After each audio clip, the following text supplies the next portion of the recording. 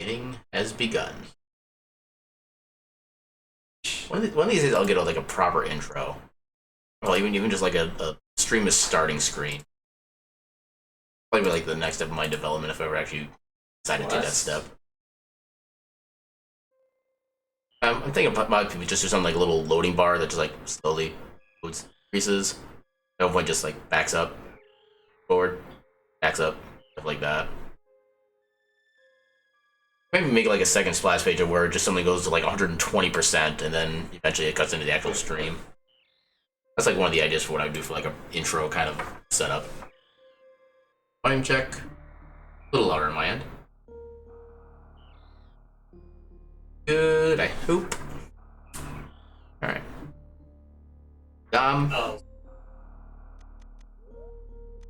Do the controls, because this is SMZ3, which doesn't let you pre-save controls. Alright. I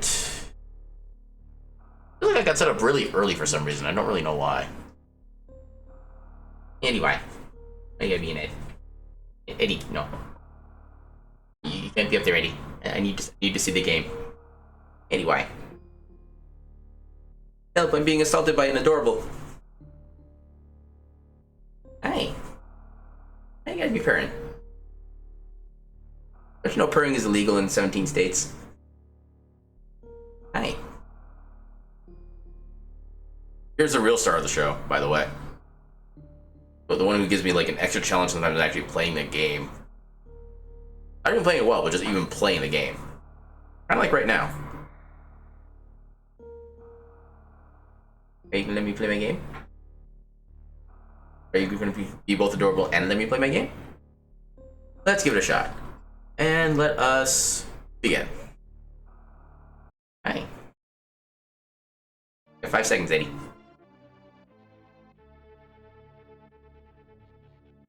Hope you've enjoyed. Ah, damn it. I lost some frames.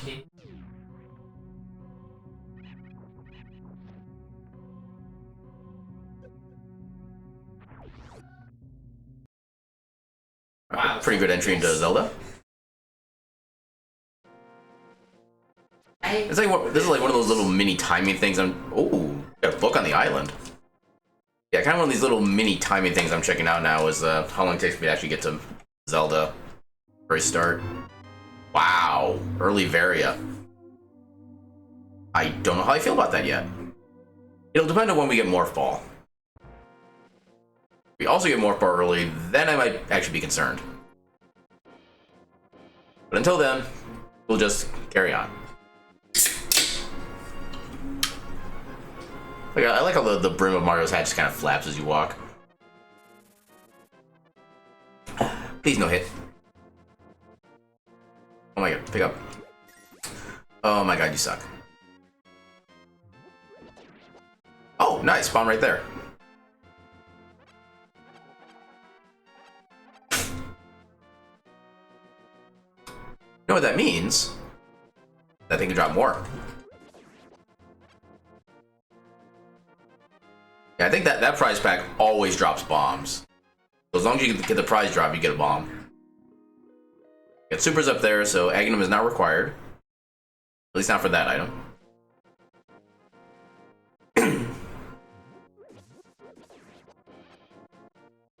Oh! Wait, which prize pack is this? There's 2 single bomb drops and then a 10 arrow? I have no idea what that is. Oh. Blue mail? Okay, apparently we have easy mode this game.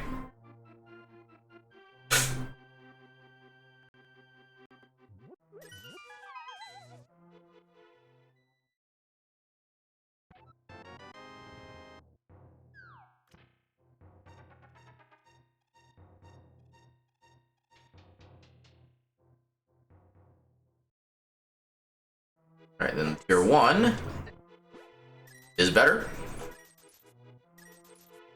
I kind of would have liked at least one more bomb, but honestly, I think I'll take the 80 rupees over that. Because odds are we're going to get more bombs before you need to get to the, what would be the I think they just call it the maze, or the maze race, whatever it is. We got enough bombs for the well and for Blind's hut.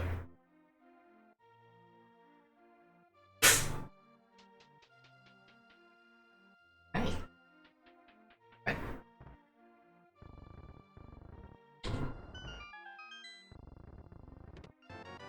That's wrong bomb. Also wrong bomb.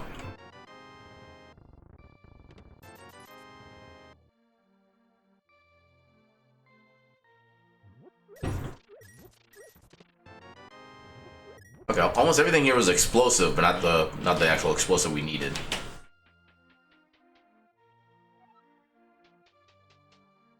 Actually, if we get like even just like a single sword, we'd actually use bombos to take care of all the mini mold arms in the mold arm cave. Don't need to worry about like lobbing bombs or anything.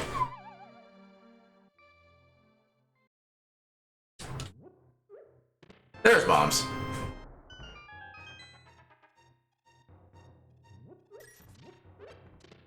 And money. Not being a bad seat so far.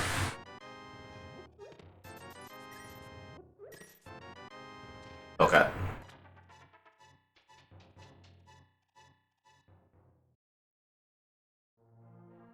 Get those bombs ready again.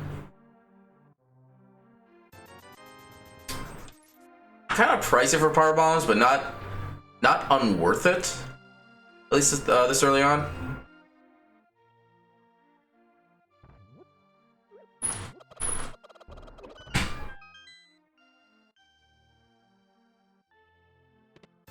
That chicken now resides in the ether.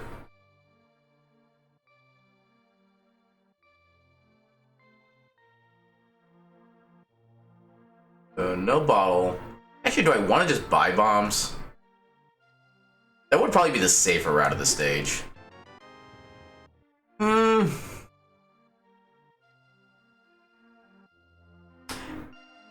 Yeah, I'm gonna...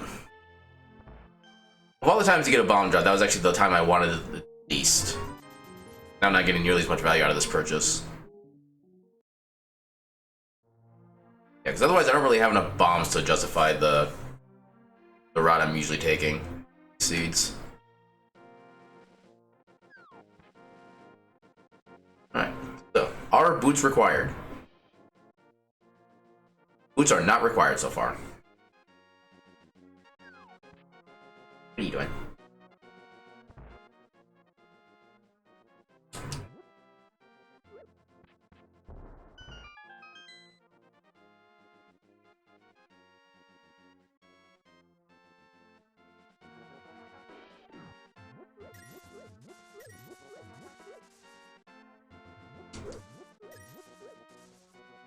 Oh, I will so take that.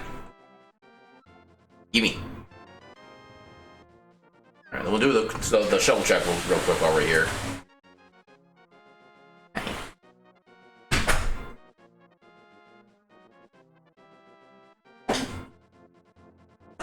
I think I'm gonna hold off on doing anything Zora related for the time being. Since A, we don't have the money, and B, we don't have the means to do any of the other side checks like Waterfall Ferry.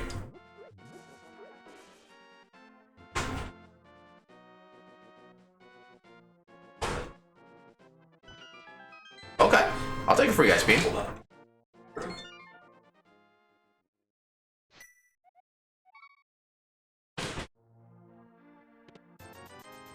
Okay, now we got the money part.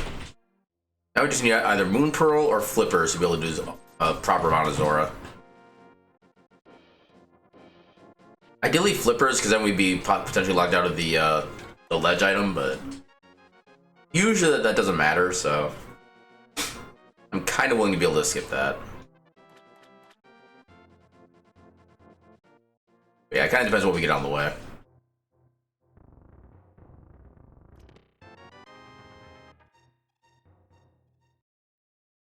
Actually, technically, Screw Attack is some level of progression in Metroid right now. It's a bit concerning because it's really crappy progression, but it's progression. We can get past that the wall that you normally use the regular bombs to get through. That would basically be all we could do. We could go in, Oh, hell yeah, sword. Okay, another thing I was just saying about bombos. We can do that now. Which means I didn't need to buy the bombs. Which I guess doesn't really matter because we got plenty of money anyway. Oh well. There are much worse fates to be had.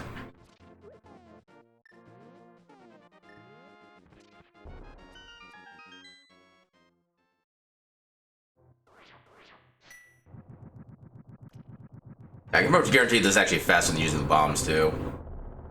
Because A, you're guaranteed to kill all of them.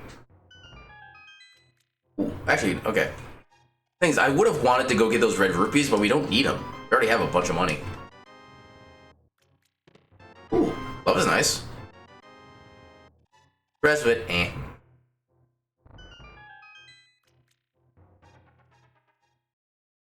We can get Ice Rod. What else can we really do right now? Not much of consequence, in all honesty. With the sword, we can do the escape. Where is that? And we can definitely get the back of escape using the glove. There are... Ooh, 2 for 1. Hell yeah. Yeah, we do have options right now. Bombs.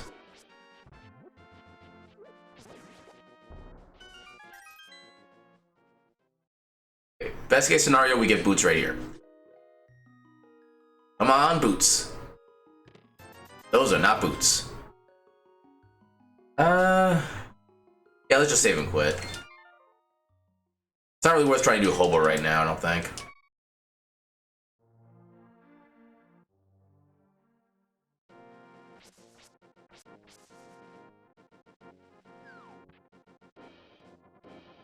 You know, when Mario's looking up, it looks like he has some big ass ears.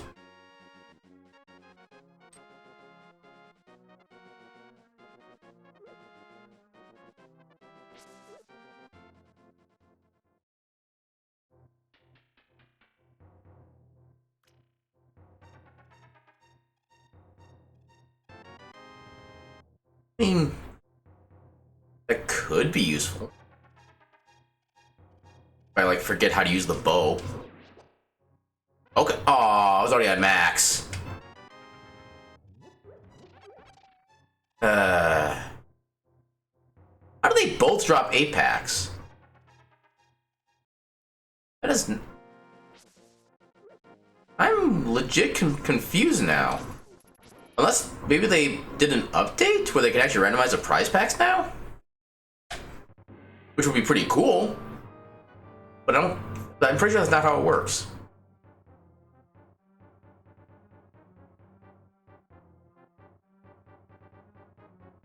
Well, then this version or this randomizer hasn't had a proper update in like 2-3 months.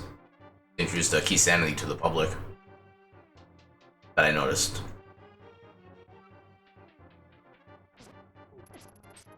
Okay, you turn around immediately. I am not used to that. Okay, we can't get through Dark Cross. Assuming we don't die on the way. Oh, come on. And apparently die we shall.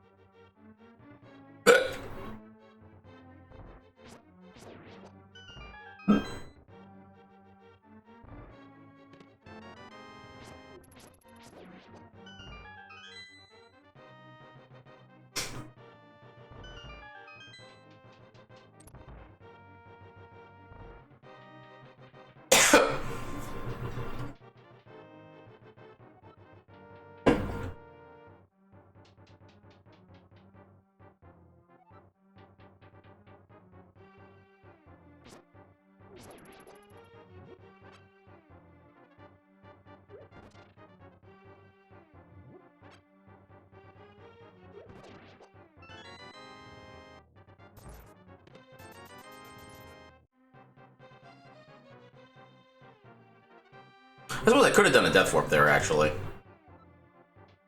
don't know why I didn't think of that until just after the fact. I mean, usually in this rando, I guess I have more than like 3 hearts at any given moment, so... Well, I suppose the blue mail would have made it a little slower, too. Well, it still would have been faster overall. Yeah. I should have thought better. Also, this way is only faster if you have boots. Even then, I'm not necessarily sure it's a lot faster.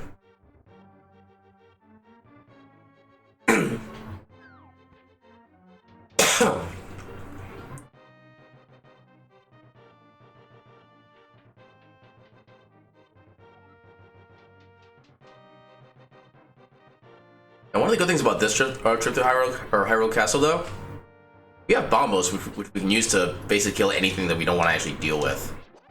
Which mainly includes the room with all the snakes, and then the room where we have to kill the rats to get the small key. Those two will be nice to do in the dark with this. Assuming I don't F things up. Which, we all know my tendencies with that kind of thing.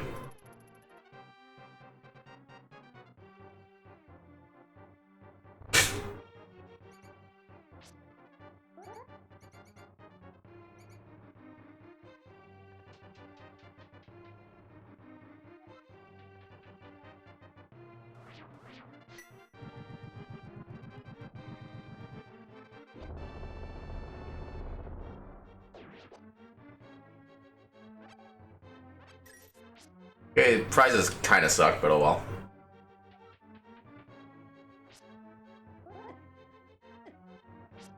That's not supposed to work like that.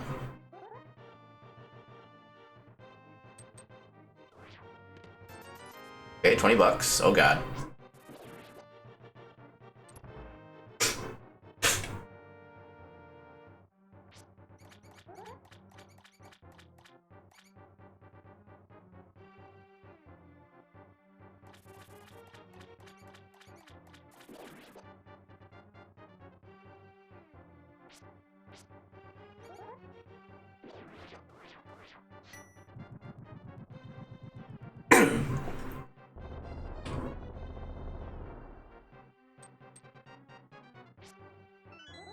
Oh, okay. I didn't see any like burst into fire effects.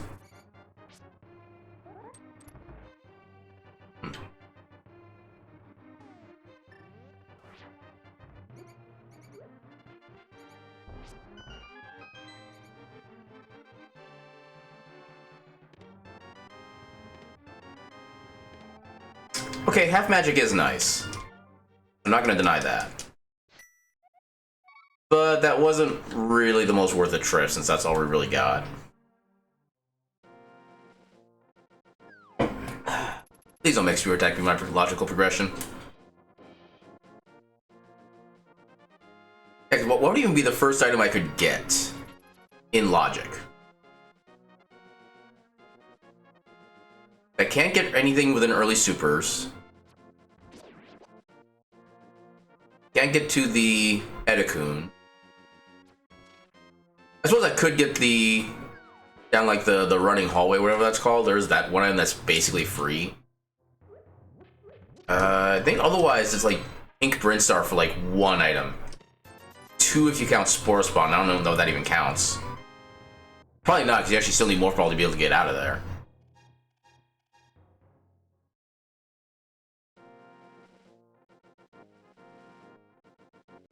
Okay, so there's gonna be either proper progression inside Eastern or at Agina. Or the seed sucks and it's in Metroid.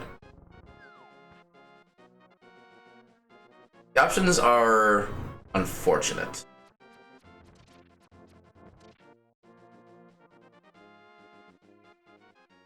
There are 3 items in this dungeon. At least 2 of which are in logic. Actually, technically only 1 of them would be logic, at a bare minimum. Because we could get like the map, compass, and then big key in the first 3 chests, and then the big chest itself could be an item. That'd be like the worst case scenario. Okay, so we have a chance at a good scenario. Yeah, we could get the big key and all 3 items in the initial go.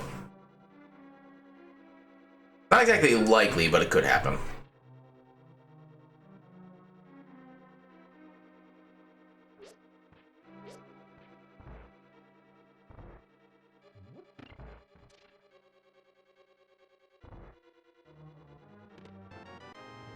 Really? I really don't know how I feel about this seed right now. Area and gravity in less than 20 minutes, while having only barely existed in Metroid. Huh.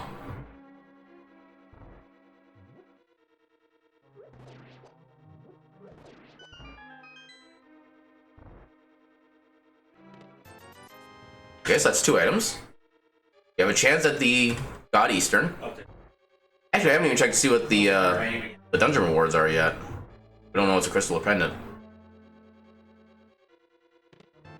Okay, so we need to do Dark Room. Which will suck because we don't have any particularly good weapons to guarantee our safe passage through. But at the same time, I think I can just walk a little bit, then hold my sword out. Or never mind.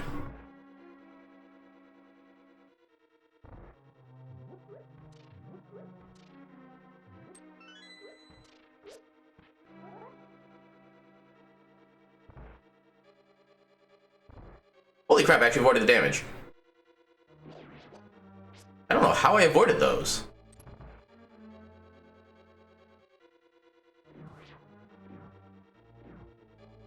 I think they spawned literally right at the door frame, basically. I am not damage boosting. I may have armor, but I don't have enough hearts otherwise. Oh, come on, please. Please die. Oh my god. There. Oh god. Oh god, why?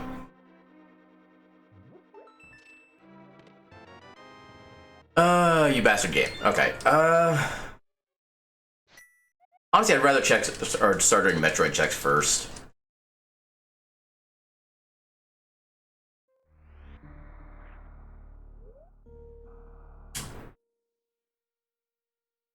Yeah, we could technically do escape. Actually, no, we couldn't. I think you need at least like 3 E-tanks to have put escape, or not escape. Gauntlet in logic. Why did it take me so long to think of the name Gauntlet?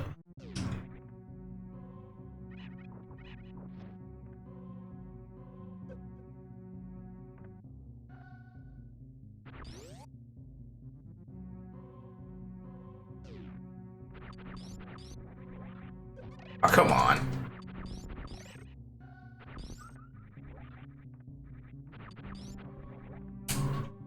Okay.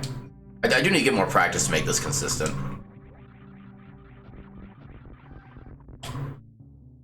Yeah, for whatever reason, firing shots downward actually makes you go completely through that platform. I don't know why that is. Okay, don't need you.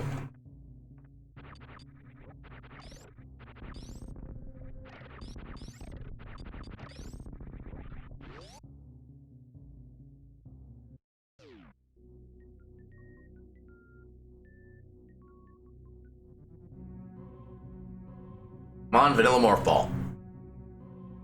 I believe in you.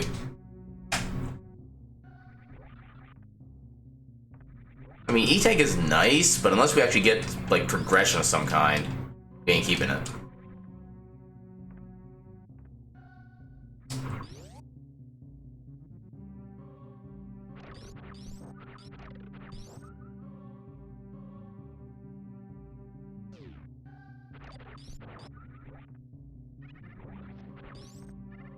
Well, then. That counts as a thing? Oh my god, I need to reset. Okay, so that is out of logic right now.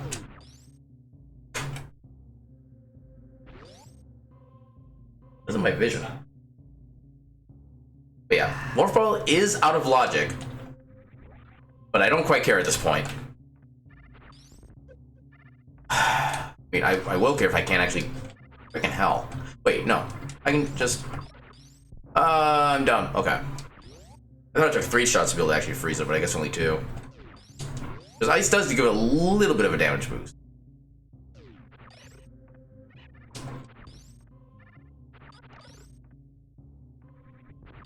Actually, this might be in logic because of Ice Beam, now that I think about it. Oh, okay. So there's a higher than 0% chance that this is actually kind of like a Jet Seed. At least it would be if I was better at the game.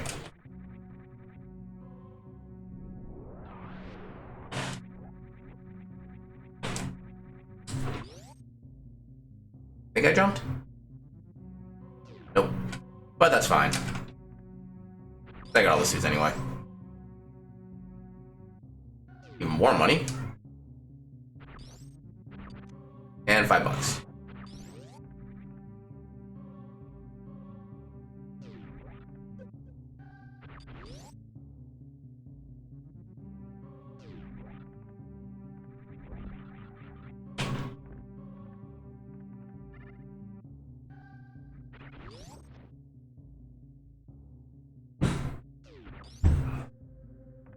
Oh, I didn't mean to plant that, but I got plenty of power bombs anyway. Okay, this is a very stacked Metroid.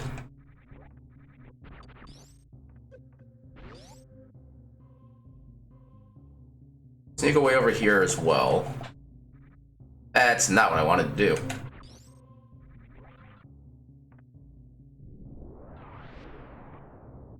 I didn't need that.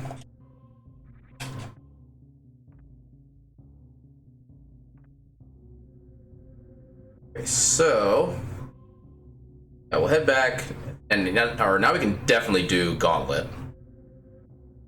Maybe not in logic, but we can definitely do it skill-wise and item-wise. Oh, yeah, just for myself-wise.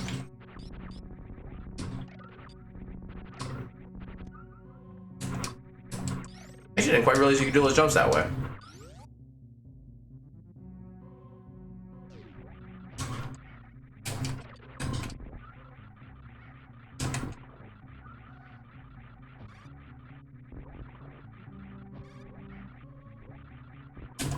Damn it.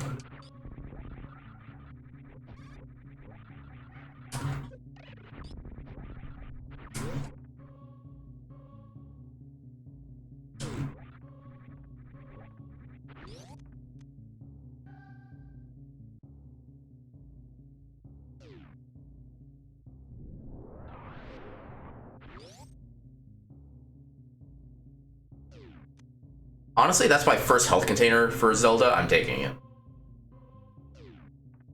I haven't even found any heart pieces yet. That's the funny thing.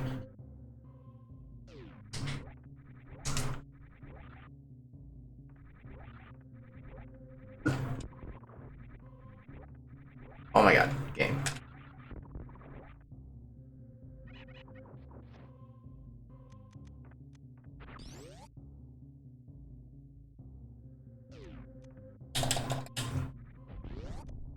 I jumped a little too high.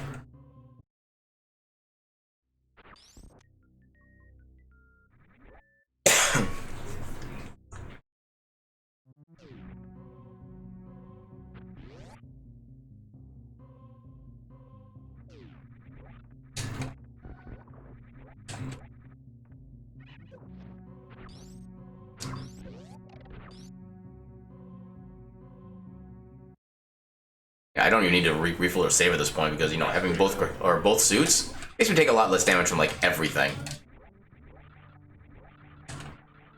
Yeah, I'm feeling pretty safe here. And before 1 minute later I die.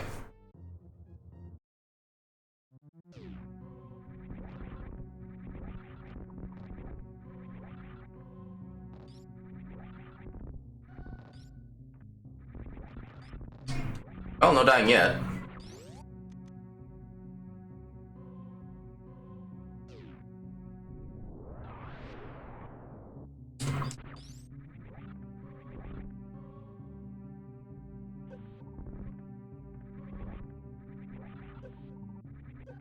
Oh yeah, I take like a quarter of damage in this lava or whatever it is.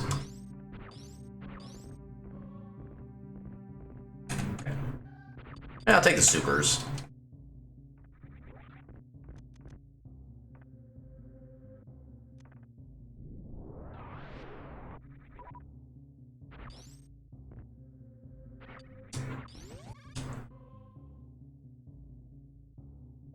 Yeah, I don't need those.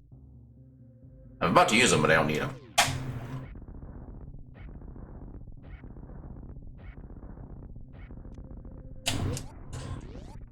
I thought I just...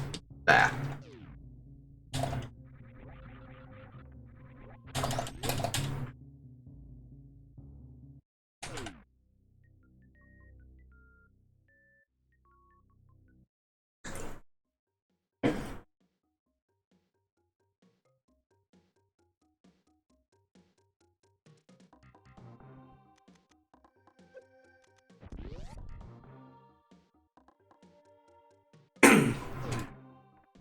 Hey, excuse me? How did that not work?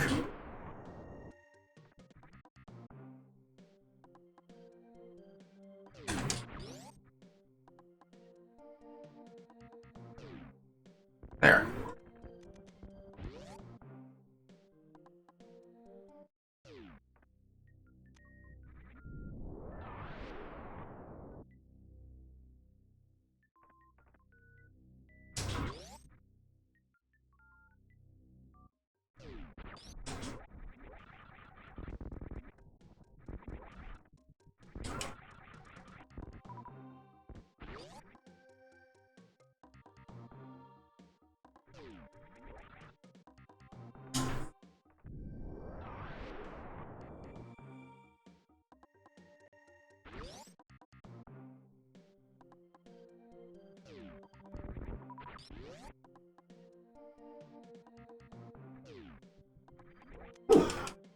That's a nice find.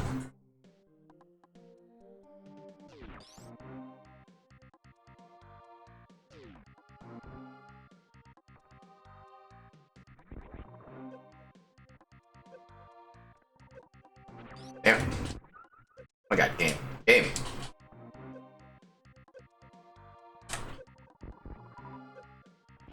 I really need to learn how to do the damage boosting in that room. And not have it look like complete and utter crap.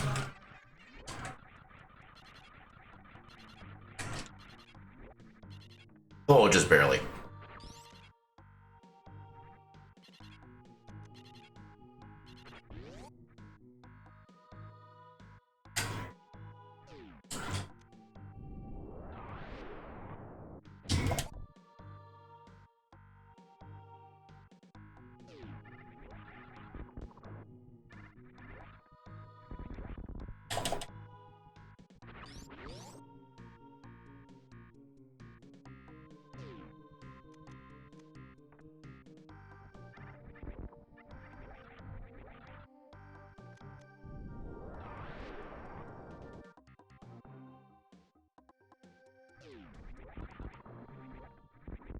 Definitely safe.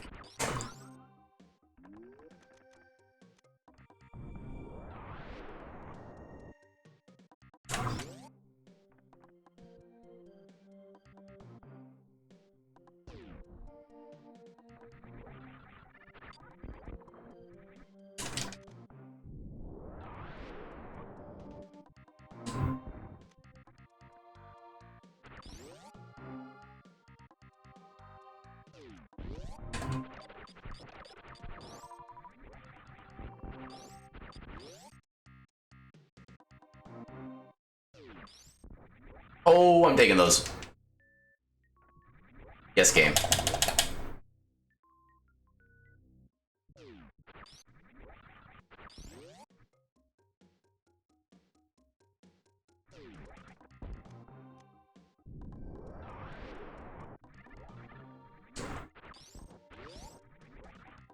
And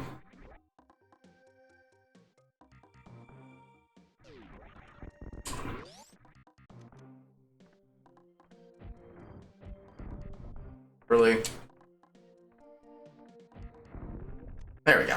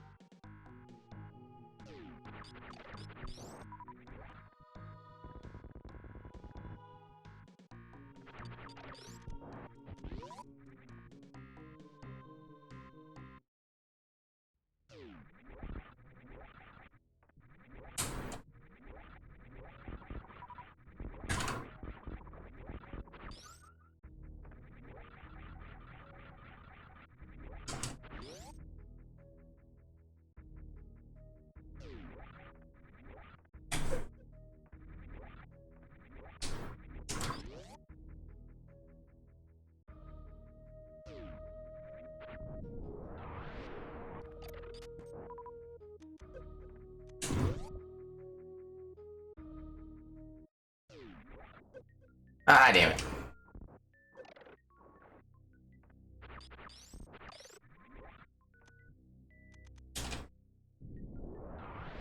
Not very often you get regular bombs in this game.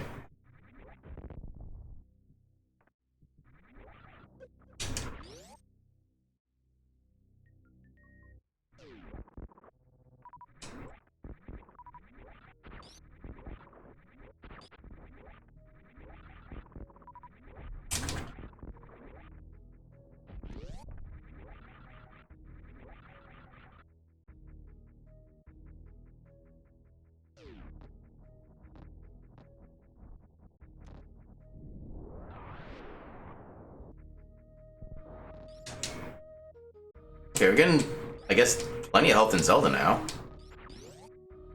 It's kind of a good thing.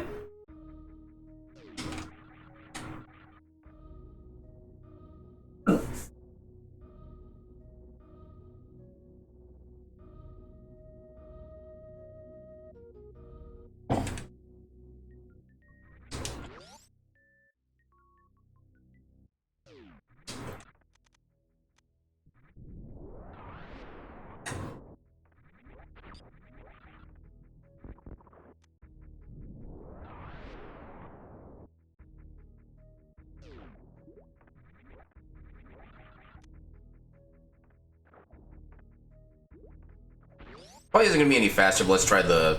Nope. Or not. I think I need to actually refine the right pixel with the Luigi. Okay, so it's before his eyes reach the door. The one drawback to custom sprites. Okay. Ah, damn it.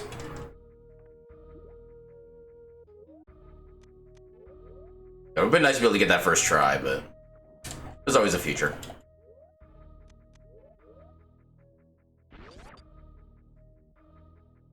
This got the setup for fairly quickly.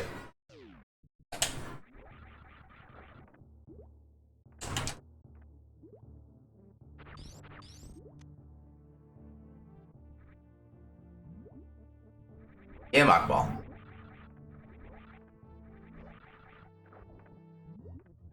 I should probably just do this. Yep.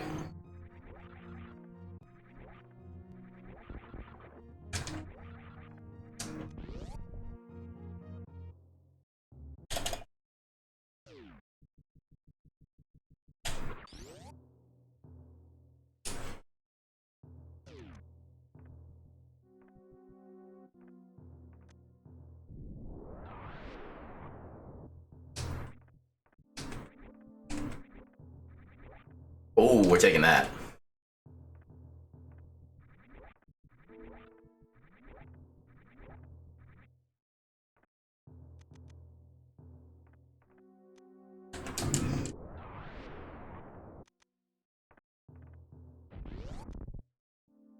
It was weird having regular bombs.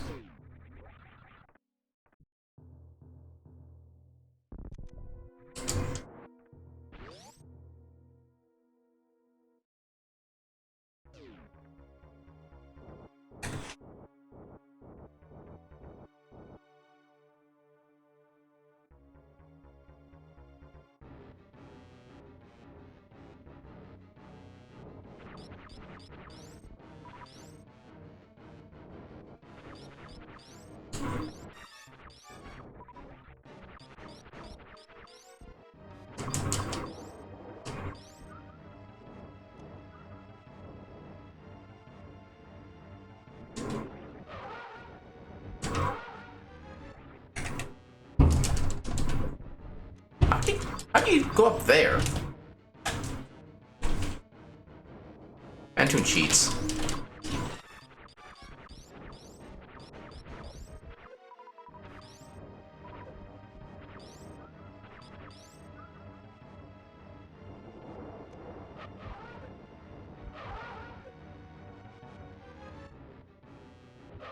Damn it. Okay, I need to figure out how to actually get it, or get the Doppler strap properly set up, apparently.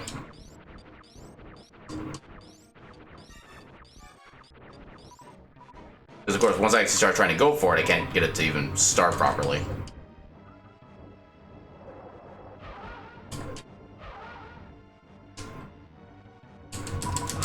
Okay, that was kind of a Doppler, though it sucked.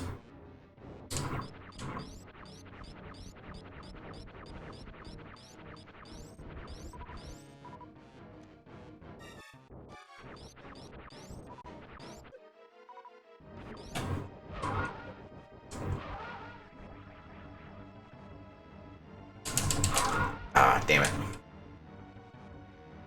Okay. Noob strats, I guess.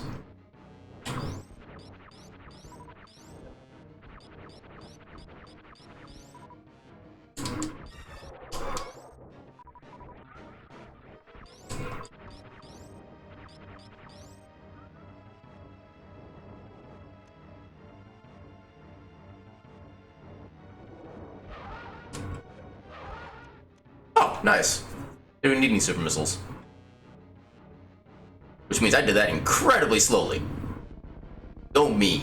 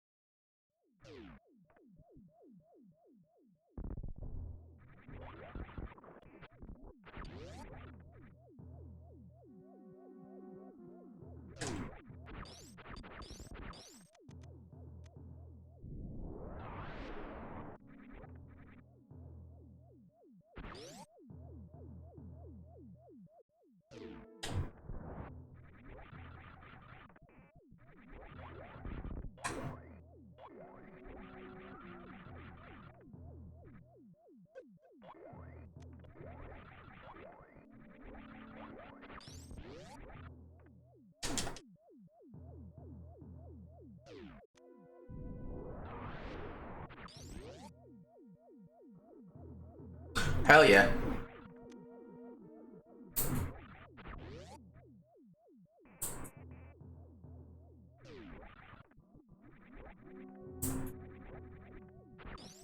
I want to save first. Odds are the check is going to be crap.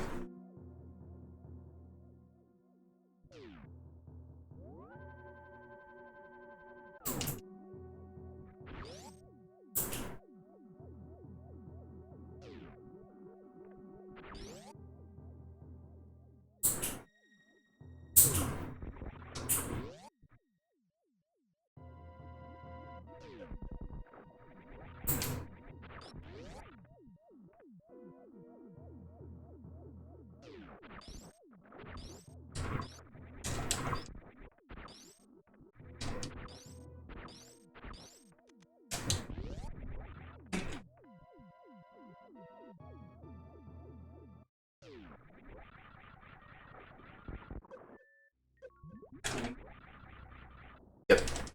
Thought so.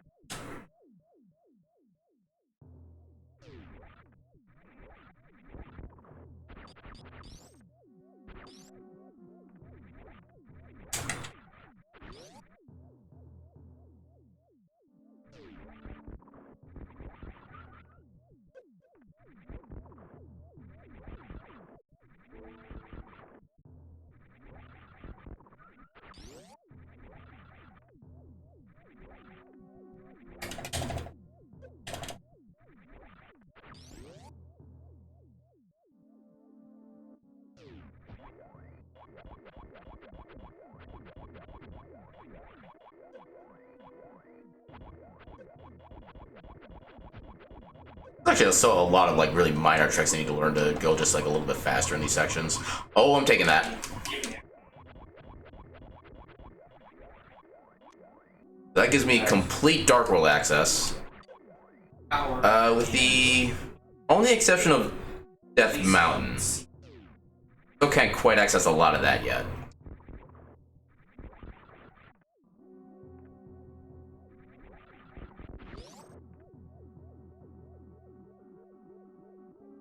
Alright, here's hoping this check down here is absolutely not required. If it is, then we're in kind of a bad position.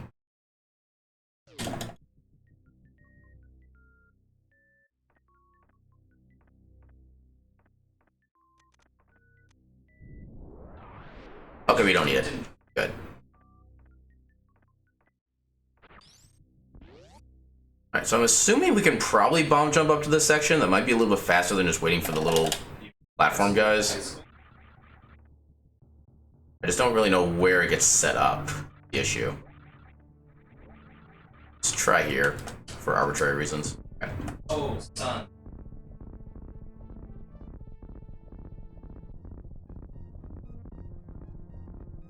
I was okay. So right about here then.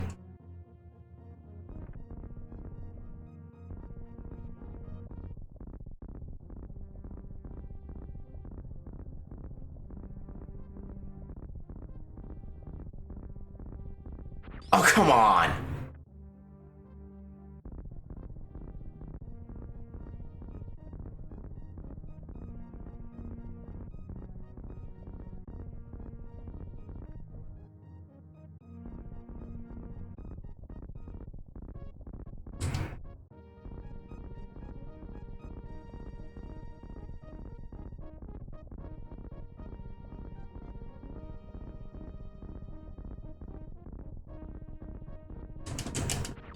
Okay, so it does kind of work.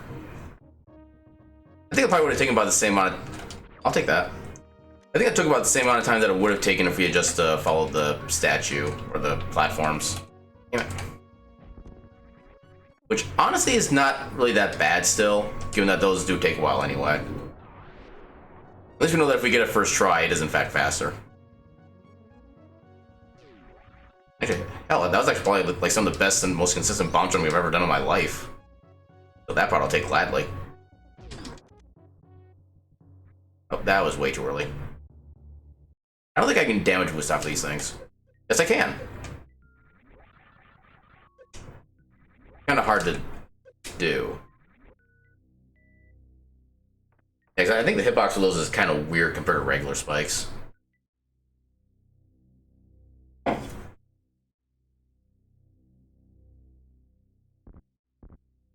No, I think there's actually a spot in that spot you can power bomb and actually get all the blocks down below taken out.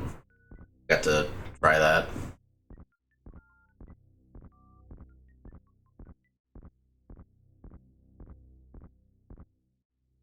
Actually, does screw attack work on this? Yes, it does. Okay. So it didn't really lose that much time then. Good to know. We don't need that.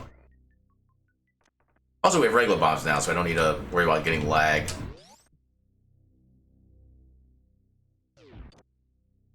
Money.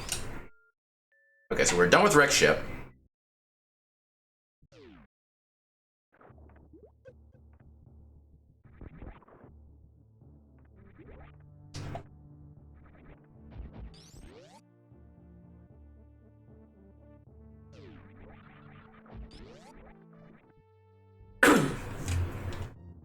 Yeah, we're not gonna have any better really chance to get up here and do this check, so let's take this, or take care of this. I don't think it's gonna do anything, actually. Yeah, jump in the air did nothing.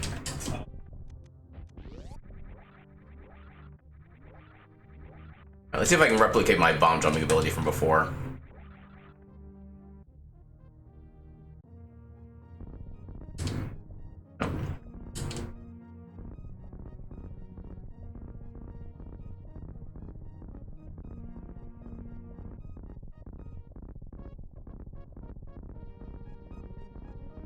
There we go. suddenly I'm awesome at bomb jumping. Despite not having had bombs to bomb jump 4 in a couple months, I want to say. Greetings, sir. How you doing tonight? We don't need $5.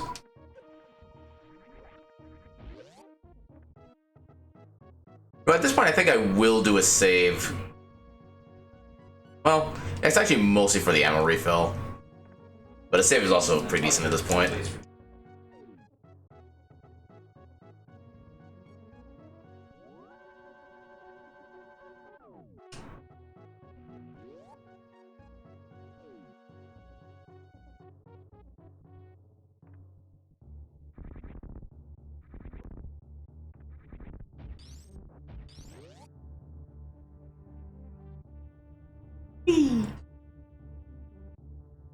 Squish.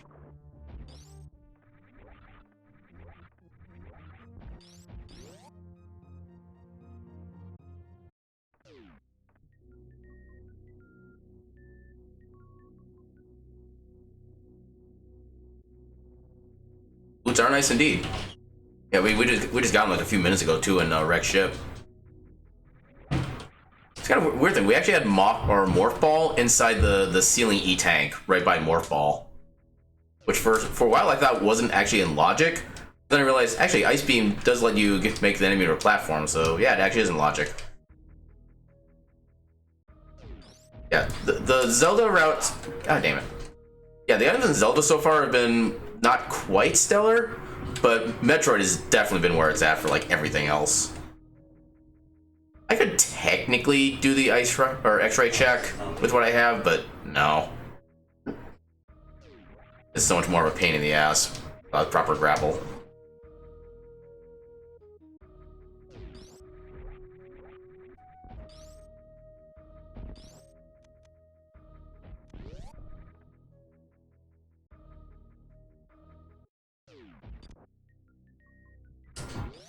And the kind of funny thing is that we didn't even get any heart containers or pieces of heart or anything like that until after we entered Metroid. That's with taking care of all the basic checks in Zelda first.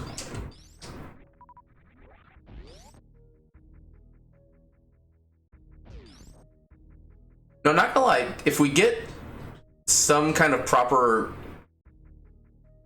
movement item, I'm actually tempted to just do Lower Norfair like immediately. Like, odds are we're probably gonna be able to do most, if not all, of Metroid like first thing. Be kind of interesting.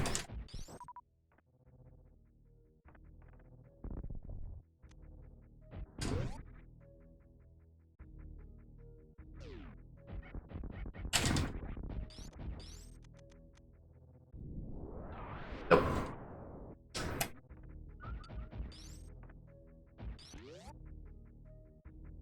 Not yet, no. I mean, the only quote-unquote movement item I have right now is bombs, which I can use to do infinite bomb jumps. But even those are kind of limited in how far or how much you can actually use them for. No damage boost. Yeah, you can do like slow upward movement, but that's about it.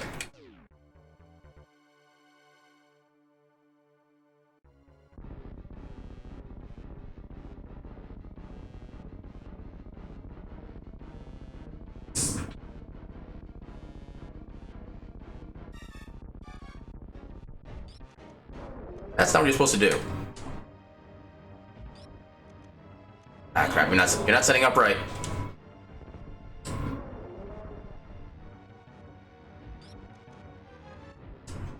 There we go. The slow quick kill. Oh, you mean the jump into Kraid's area? Yeah, just to get a decently timed, kind of running jump at that ledge and wall jump, you can get it pretty easily. Honestly, I think I figured out how to get to Kraid doing that before I even got the high jump boost when I was casually playing this back when I was a kid. It's one of those things where it's like, hey, can I do this? And then I like do it after like a few tries. I'm like, cool.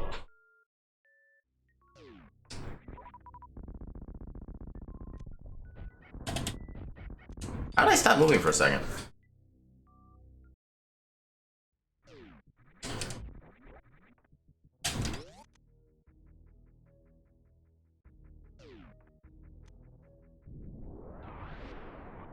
Yeah, I'm kind of starting to try to implement damage boosting just in general, just so I can kind of get more used to the feel of how it works.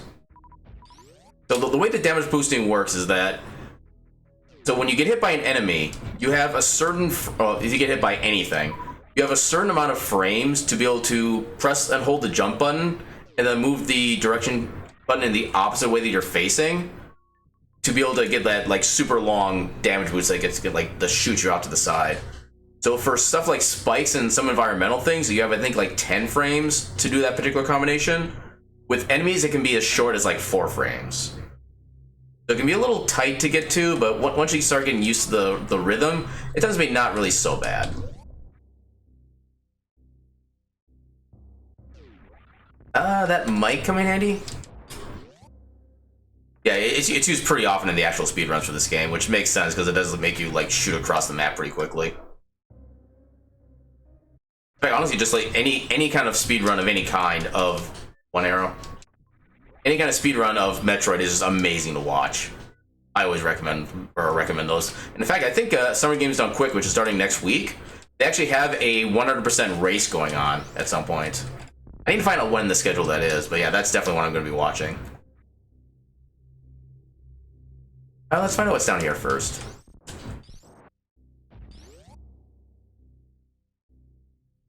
Okay, just a piece of heart. Not worried about that. You know what? Let's actually check this stuff now. Yeah, actually, one thing I should probably do is I'll probably like after the stream, I'm just gonna go ahead and post a link to the Summer Games Done Quick schedule in the Discord, so that way we all know what run is going on and when. Actually, I might even try to be like putting my own like personal comments on stuff I see during SGDQ, probably in the Discord as well, so we can kind of chat as we watch the runs. If anybody else is interested in doing the same.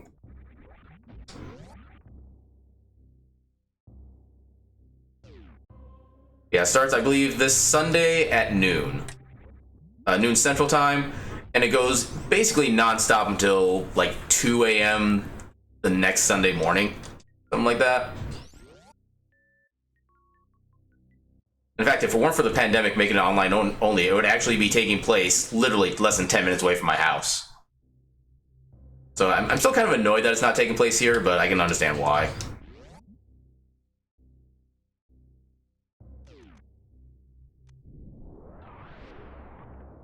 Okay, no speed boosters, so I just have to do this to get through. Alright, are you useful? Watch a speed booster. Nope, just a heart. Which at this point I have enough health, I'm not really worried about Zelda anymore. Especially without having found Blue Mail is like my second check. Yeah, I've actually been to I think 3 of the SGDQs before the pandemic started. I first started going in 2017. I think it was like the year after I realized they were even doing the events here here specifically. But I think I first went in 2017, or was it 2018? Actually, I think it was 2018 that I first realized. No, okay, apparently yours are starting to run together for me already. But yeah, I think in 2017 was when I realized that I can't go this way. 2017 when I realized that SGDQ was done in Minnesota, and it was like a week after the event ended that I realized that. That kind of annoyed me. But yeah, then the next year I was able to get myself registered. They do have a registration cap just because they can only fit like so many people in the building at any one time, like even before the pandemic. But yeah, I was able to get myself registered for both of the following years. I need to do this. Yeah, the Summer Games Done Quick is for... I can't figure out which one's which. I think Summer Games Done Quick is Doctors Without Borders. And then Awesome Games Done Quick, done in January, is for the Prevent Cancer Foundation. And yeah, for the past like half decade, each individual event has been raising about like $2 to $3 million for charity. So they definitely do bring in a lot of money for that kind of stuff too. We've also got like plenty of donation incentives, so you can like add, or donate for like basically or people together can basically donate to get like additional runs added to the schedule, or add additional like events that happen during the runs. There's just so much that goes on in the GDQ event, and they're all awesome. Yeah, as well as the various donation prizes, where if you donate up to a minimum amount, you automatically get entered for a chance to win some kind of like prize that somebody donates. I actually do have one that I can't reach because Eddie's in my lap and won't let me get up. But I actually do have one thing I did win for the donation prize that I could kind of show off at some point. Yeah, it's nothing major. It's basically like a cross stitch of some kind of character, but yeah, I don't know what character the game is, or I don't know what game the character is from, so I'm not able to be quite excited about it. But yeah, if Eddie ever gets out of my lap, I can actually probably show it on stream too. It is pretty cool, but I just don't know what the character. Ooh, plasma. Gimme. Yeah, I don't know what the character is, so I don't necessarily have a lot of investment in it, but it's still kind of cool that I have it. Yeah, if I can't show it during stream, yeah, I'll definitely upload it to the Discord.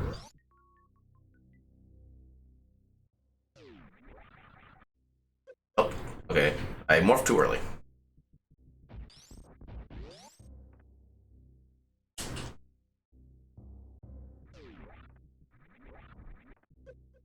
Yeah, there are plenty of incentives for people to donate, from like just the prizes to the donate or various donation stuff to add stuff to the event. There's just so much that goes on. And I think like 90 to 95% of all the prizes that are given out are actually donated by people within the community too. Like in fact, I think like maybe even half of the donation prizes that come up are things people like handcraft themselves, which makes them even more special, including the thing that I have.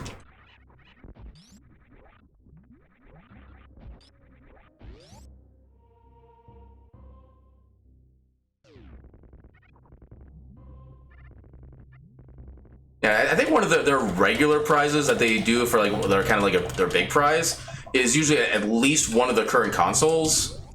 I'll take Tempered Sword. Yeah, it's basically something like a PS5 or Xbox Xbox S/X, whatever they're called, and stuff like that. Yeah. But yeah, every dollar that gets donated during the event, as well as all subscriptions to the Games Done Quick Twitch channel, all bits donated, pretty much anything that goes to Games Done Quick during the entire month of January will also go to the charity as well. So it's not even just the event. Yeah, there's plenty of good in the world. You just kind of have to go looking for it sometimes, but it definitely exists.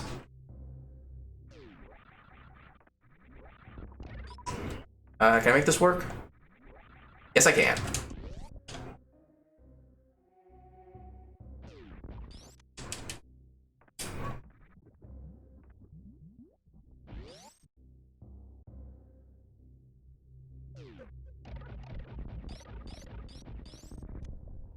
I didn't mean to pick that up. Okay.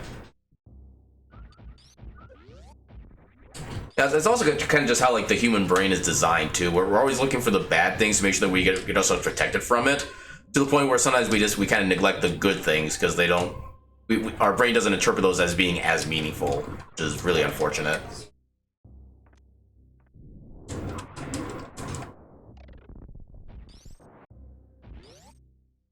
I think usually like their average viewership during an event, even for like not necessarily like the most popular hours, but even that, I think they usually average about like 150, 175,000 people watching at any one moment.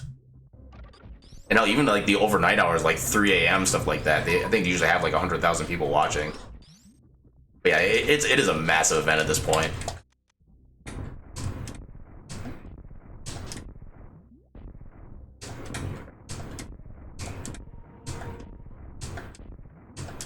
There we go.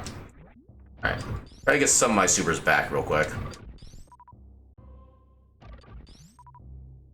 Get up to 20. 20 should be fine.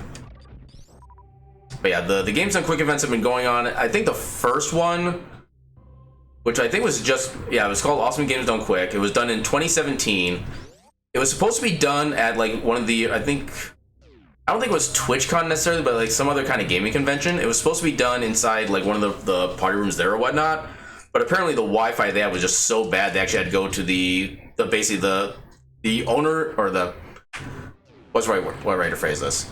Basically the person who was kind of running the event, they had to go to his mother's basement in order to actually be able to actually broadcast everything properly.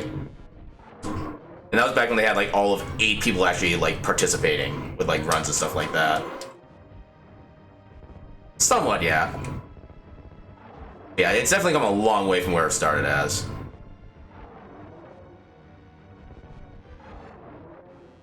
and their very first event raised, I think, something like $10,600 for, I forget which charity it was, but I think it was like a local charity of some kind at the time. Ooh, fire rod. But yeah, about $10,000 was donated for the entire first event, which I think only lasted like a regular weekend, so not a full week back then.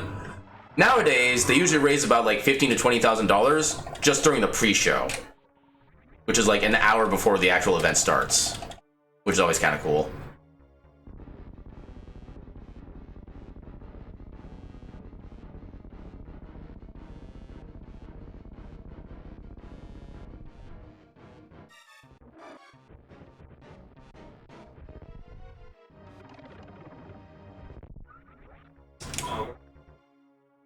Oh, I did not mean to jump yet.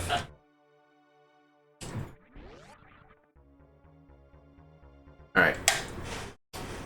I don't think I can do this without speed or high jump. Yeah, I need to do a proper bomb jump to get up there. Ah.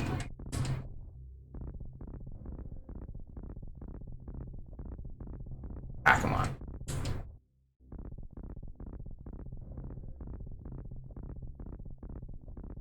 There we go. Nope.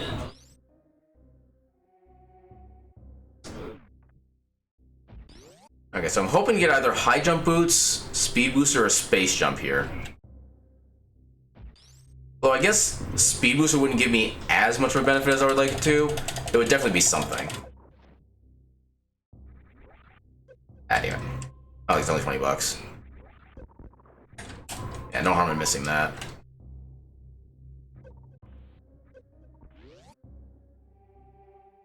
Yeah, this next path is going to be more annoying without speed booster or space jump or anything like that, but this is going to require a lot more bomb jumps. I'll take the big health, why not? Now I just got to figure out where to bomb jump. I think here should be fine.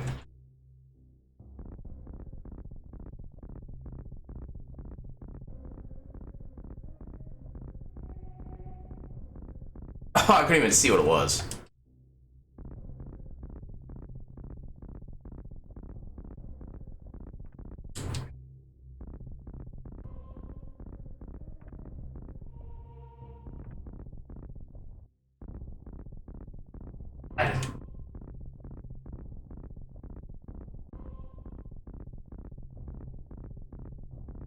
Okay, just missiles there. Not worried about those. I think I needed to... Yeah, right about there. Okay, so right here.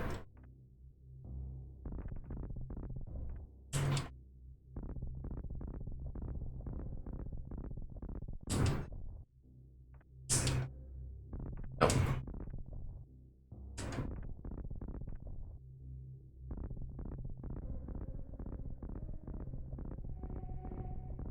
How did I get blown away?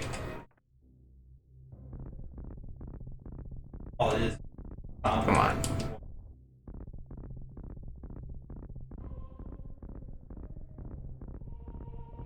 There we go. Come on, be useful. That's not useful. Alright, so... I mean, it is technically possible to do, or to get access into Lower Norfair with just what I have now, but it's not going to be in logic.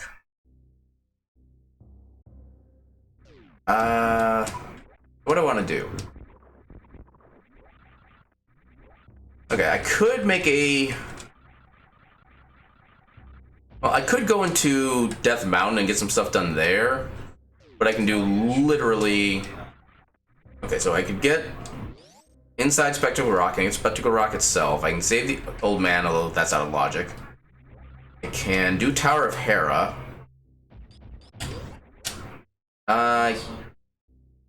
Could do Spike Cave. Actually, I think I can go this way, actually. I just need to do bomb jumps.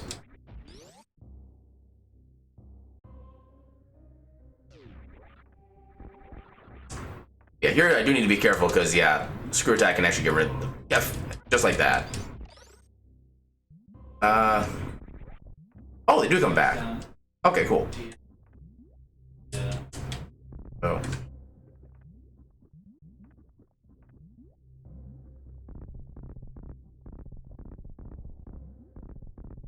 Ah, damn it. Fine.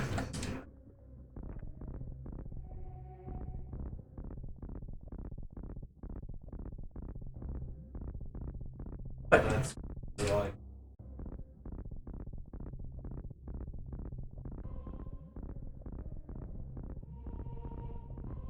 There we go. Yeah, for someone being decent at a trick I haven't had to do in like months. Well, not even that I've had, or not even that I've had to do it, just I haven't been able to do.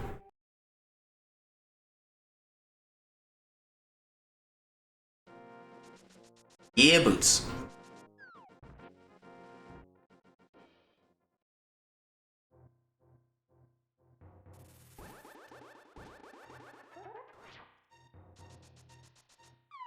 Okay.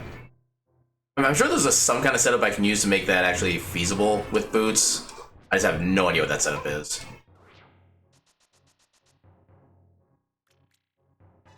And apparently I stumbled into it. There we go.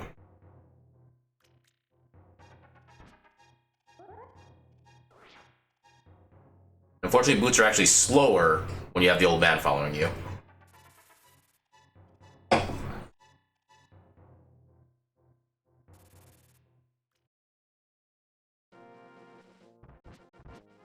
Oh god. Oh god. Please stop. Please stop. Okay, here. Missiles don't help. But we do have the save and quit point for the Death Mountain now, so that's something. Actually, what is everything? Yeah. Crystals except for desert. And, no.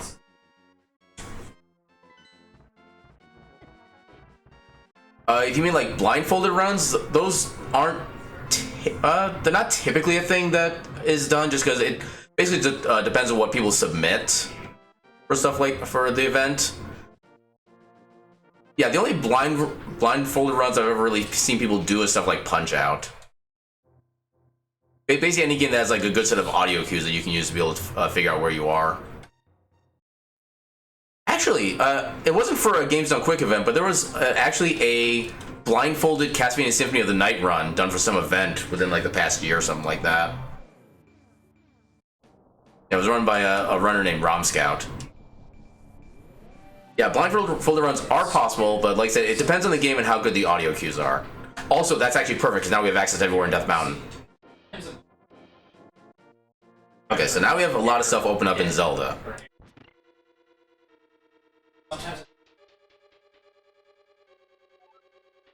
Ooh, silvers. Yeah, I will say another good, actually, yeah, a good blindfolded run to watch is in fact the Punch Out series. Well, actually, even better yet. Oh yeah, actually I have both. So there's also somebody who actually has, also I think within the past year, did a speedrun of the original Punch Out and Super Punch Out at the same time with the same controller and the same controller inputs.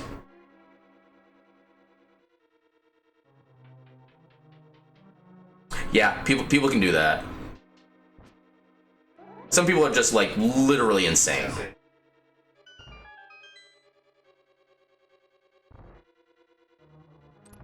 Yeah, I'm trying to remember the name of the runner who typically does the blindfolded Punch Out runs. I can't think of what it is. It's something like Hazard 1, but I know it's not the word Hazard. I just can't remember the actual name, unfortunately. If you do like a search on YouTube or Google for like blindfolded Punch Out run, I'm pretty sure you'll be able to find them. But yeah, those runs are just amazing. Oh, I always forget about that fire. Okay, it's only down one level. I can live with this.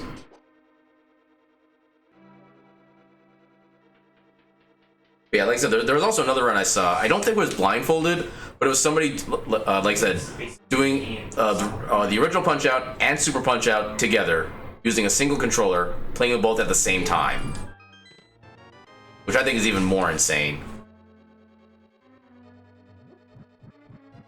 Now, there were some sections where they kind of had to like pause one game to make the other game work, but for the most part, they're actually playing both games actively at the same time, and it's just beyond words. Okay, so it's still a compass. Oh yeah, that's I think Summoning Salt does that one. He does a lot of good like kind of history of speedrunning videos too. Ah, damn it, I prepared that too late. That was on me. I am about to die. I should not be about to die. Yeah, I think one of the recent ones I saw him too was doing one where he's doing like the Mario Kart 64 history, where there was like one guy who tried to take like every single possible record and almost had them all for like a lot of time.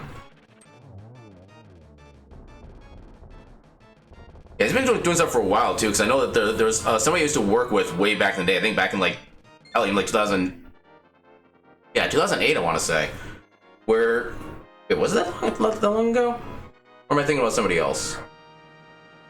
There's somebody I used to work with who I never really figured was much of a video gamer, but she actually still liked watching videos about like speedrunning and records, stuff like that. I'm just not sure which person that was anymore.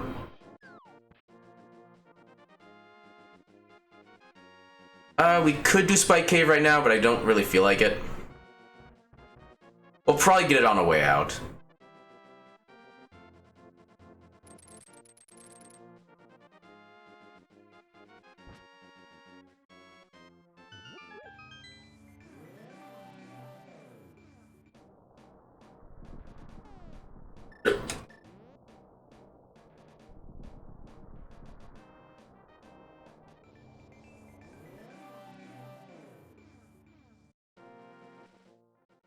Hell yeah, that's one of my favorite runs of like all time, because how insane it is just as a concept. That's what it is, Zallard, yeah. Yeah, I remember the ARD part of his name, I just couldn't remember the first part of it. Yeah, I think that was actually a fairly recent run too.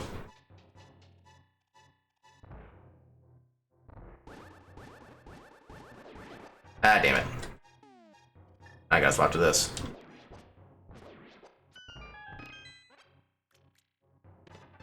Gotta reserve.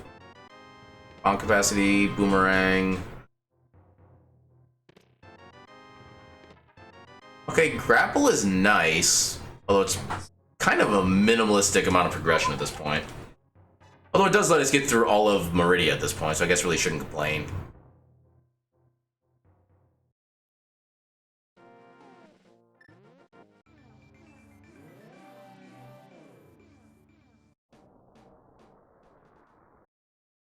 I've seen a few videos on that. I don't remember who that was, though. Although I want to say the 3 games at once was, I think that was a task of some kind. I don't think it was a person, like an actual person playing the entire thing. Although if it was a person playing 3 games at once, then holy crap, that guy is like beyond god level. I know, actually I've seen one test video do like Mega Man X 1, 2, 3, and 4 all with the same inputs at the same time. But again, that was a task video, so not like an actual person doing things live.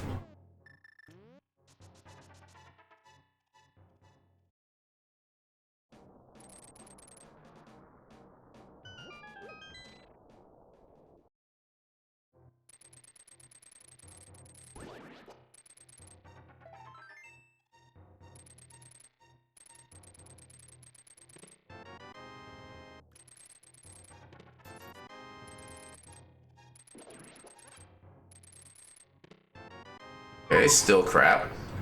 Okay, that makes a lot more sense. Yeah, because 2 games at once, while difficult, is humanly possible. 3 games at once, I don't think is possible, unless they're like a very specific combination of games. Yeah, so I know I've seen several YouTube variations of that kind of concept, like different types of Mega Man games.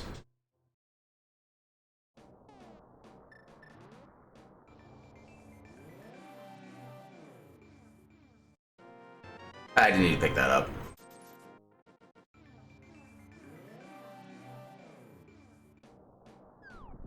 It's one of those things where like theoretically, there is a minute chance that somebody could in fact be physically capable of doing that very thing.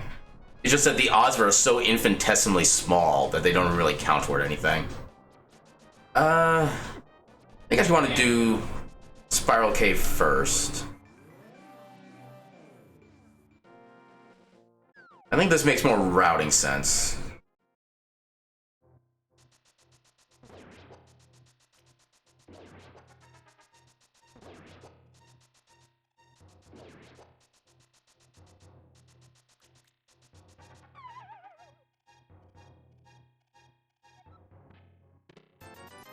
I think it might be faster to save and quit back to the old man from this point.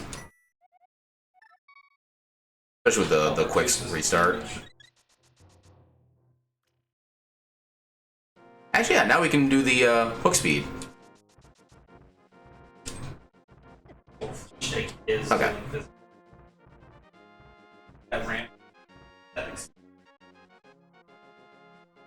Oh wait, no, we don't have hammer yet.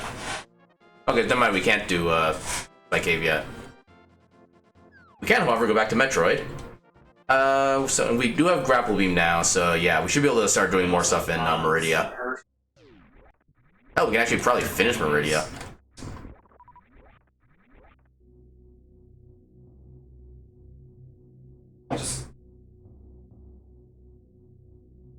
Yeah, I'm kind of waiting to explore more of Zelda until I get Hammer, because that's literally going to open everything in the game up at that point.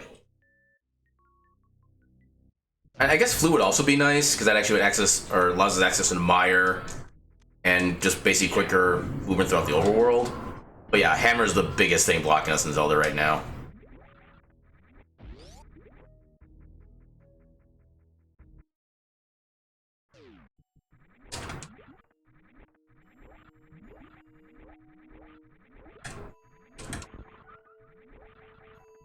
Missiles. Get up there. E-tank, not worried about those.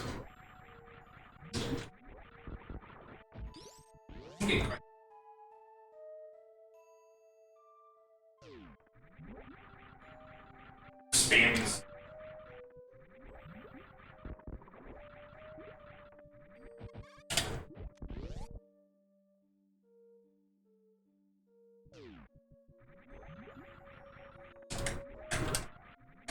Yeah. Game. Game, I'm jumping. Please let me jump. Okay, just 20 bucks. Serve, eh.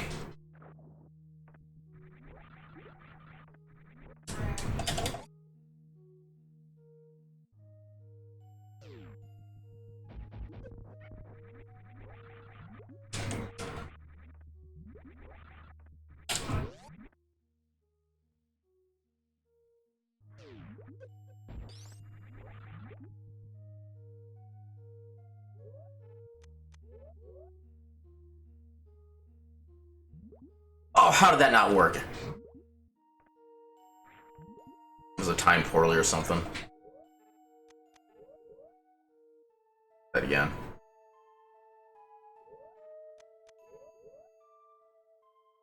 That's better.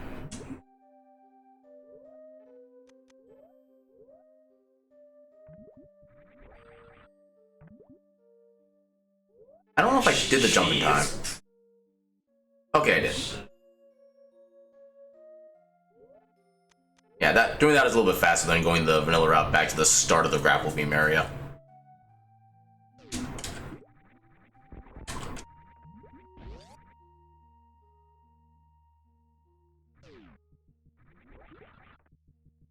Oh, there we go. Okay, now we can definitely clear this area.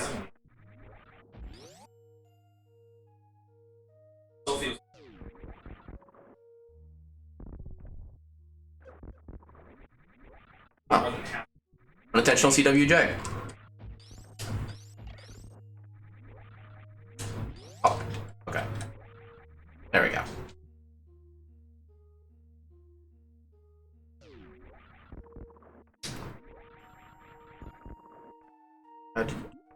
I'll take wave. All we need now is charge and we're like fully powered up for Metroid.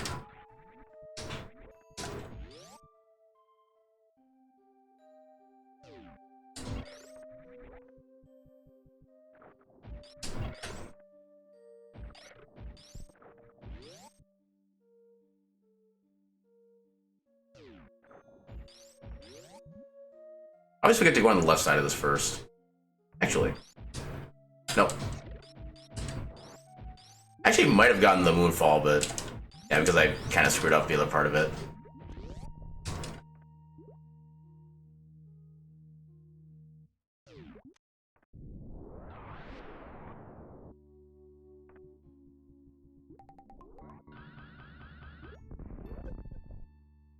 I think right now... okay, so logically, I think I still need Space Jump.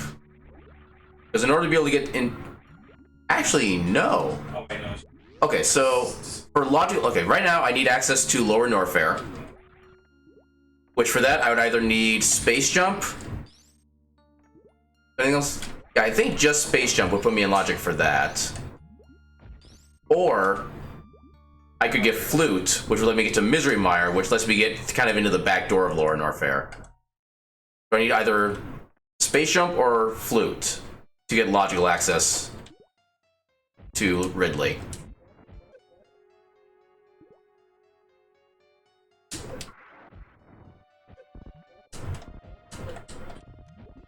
Oh, come on. Oh, got him out of supers. There we go.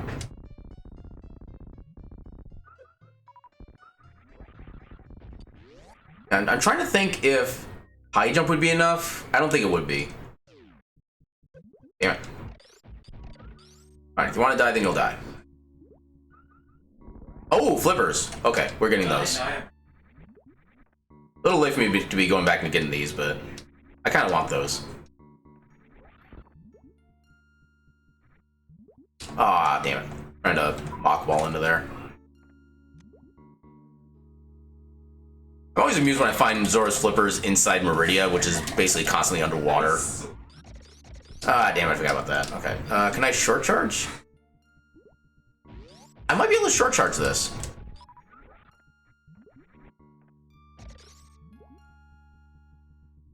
I can short charge this, okay. Let's, I don't have high jump, though.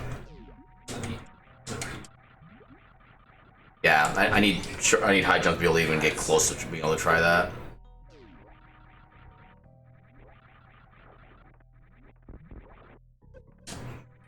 I don't know what hits me down there.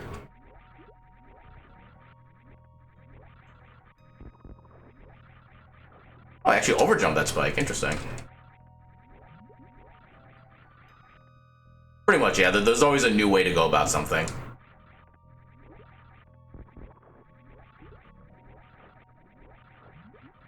Come on.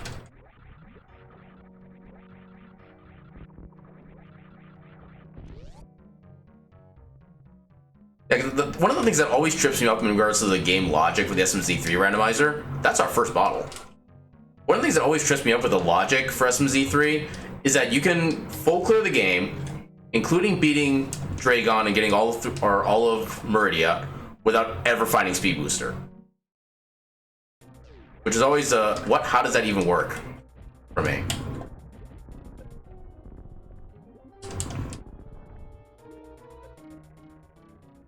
Now, granted, you can still technically do that with just Ice Beam if you do like a certain trick, but just logically, the fact that you don't need Speed Booster still kind of like breaks my brain.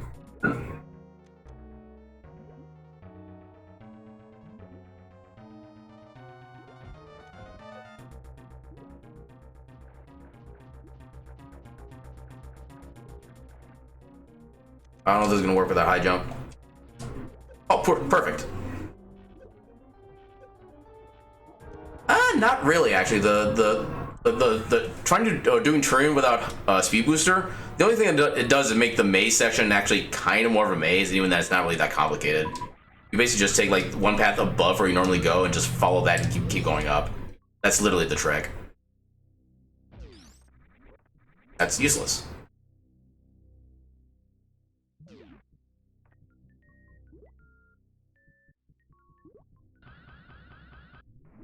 There we go.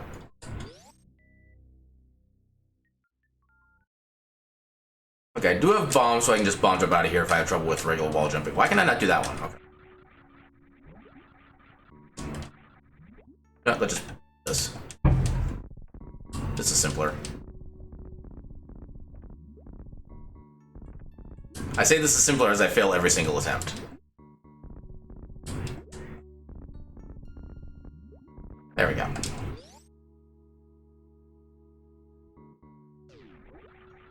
Okay, I suppose the other thing that not having Speed Booster does also affect is that you can't do the quick trick up, or the quick trip up through the climb. But really for that, you just use the same as you do normally. You just do the wall jumps on the one side the entire way up. It doesn't really change that much necessarily.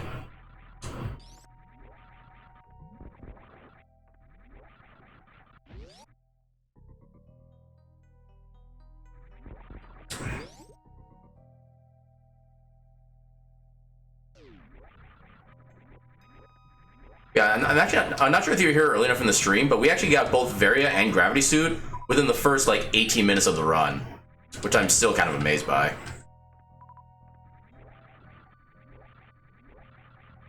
I can never make that work. Oh, that's actually a lot simpler. I don't know why I haven't been doing that before.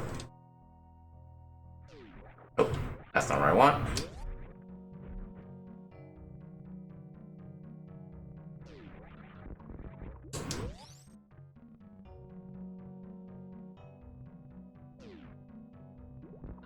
Damn it. I don't know why I say duck there. That seemed weird. Although I'll say one of the things that is weird movement-wise is having Speed Booster without having high jump boots. Because if you try to do like a quick, like basically if you dash, or hell, just walk/run for like a second or less and try to jump, you actually jump a lot lower than you normally do. Because of some weird way that the game calculates the movement jump speed. Mainly because the game never expects you to be able to get high jump boots after Speed Booster.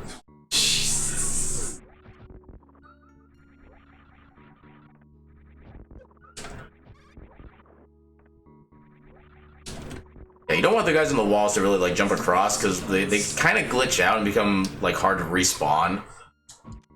Okay, we didn't need that. Ooh.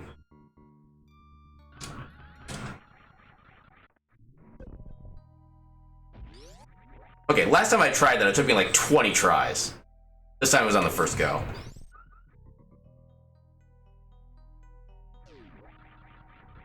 Yeah, it's amazing how games play when you do things that the game doesn't expect you to be able to do. I think that's kind of one of my favorite things about just like the concept of speedrunning. That you find ways to do things the game just never expects. Well, it allows you to deactivate them, but it doesn't necessarily... Okay, just because it allows you to do something doesn't mean it expects you to do something. Those are, in fact, two completely different concepts.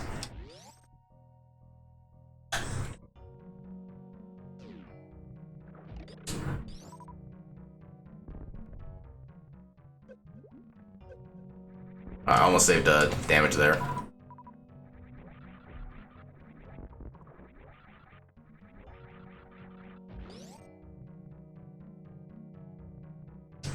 Well, that actually does kind of...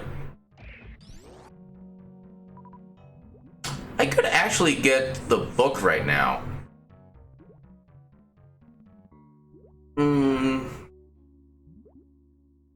This is probably not the best as far as like routing goes, but I'm gonna just go get the book now and then come back.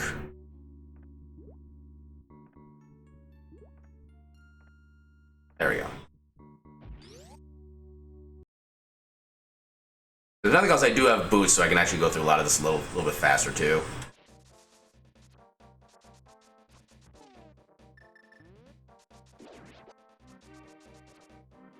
Because this way, when I do the Smith chain, I can actually turn in the tablet as well,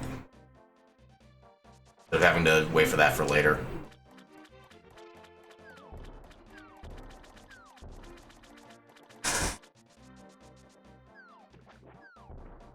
Yep, get over there.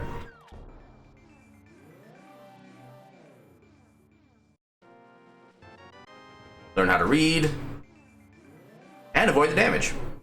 Sweet.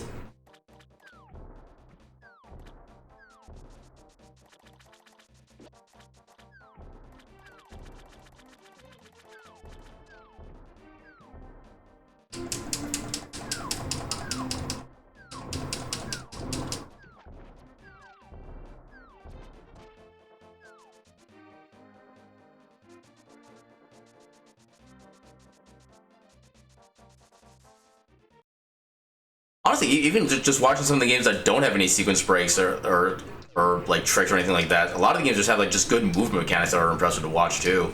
Even those are just like equally as amazing to see. Oh my, please. Oh my god, stop licking me. Thank you. Yeah, there are just so many different things you can do with speedruns, it's amazing. I'm gonna restart that just to be safe.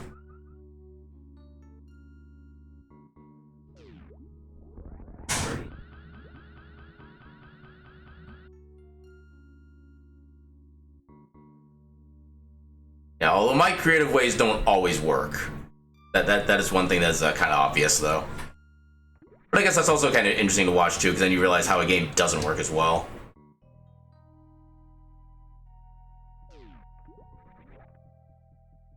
Yeah, even if I don't necessarily know what I'm doing half the time, either. Which applies more often than I care to admit. Usually, like a lot of these tricks are stuff I've seen other people do them, and I'm just like, I wonder how that works. Then I just like start pressing buttons and see if I can replicate it. There are a few things I've actually watched like tutorials on how to do, but for the most part I just try to watch and just kind of learn like from natural runs. Which is definitely a harder way to do it, but it still kind of works sometimes.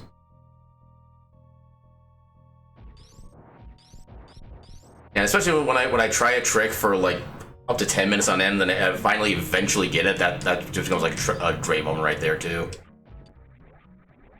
Okay, we can skip those.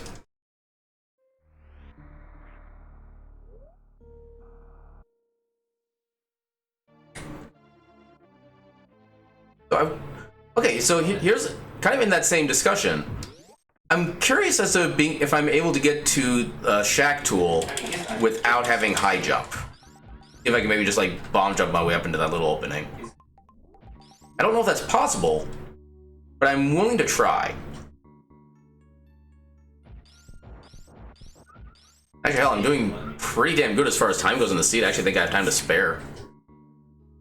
Oh, charge, hell yeah. Give me charge. Give me charge, please. Please put the charge on my charge card. Okay, we don't need that. Now we get to do the fun check. Okay, so if we can't do this particular check right here, it is technically possible to kind of glitch your way into Shack Tool in the next room, but that's one that's a lot harder to set up, and I've never actually done it successfully myself. Okay, so we can open that up. Yeah, 'cause you're supposed to be able to get up there, but without high jump, you can't exactly get high enough to do the wall jump. I'm wondering if I can maybe just... Yeah, that kind of worked. I think.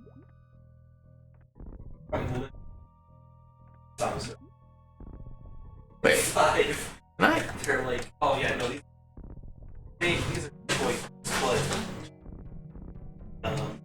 In the cognitive world, they're seen.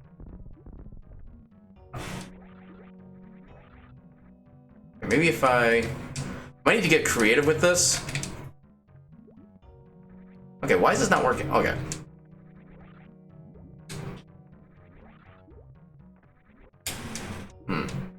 Okay, I think this is theoretically possible. It's just a pain in the ass. Like, I can already tell that much. Yeah, the problem is also the time it takes to actually get into the morph ball start. Because there is a delay between when you enter morph ball and when you can actually start putting down bombs. I don't. Run and wall jump somehow? Maybe. That's a very possible maybe. Okay, we've reached the scientific experimentation phase of the stream, where I figure out, is this feasible? Okay, so not from there. Holy crap, it is possible. We've learned! High jump is not required to do this. I mean, logically, maybe. Practically, no.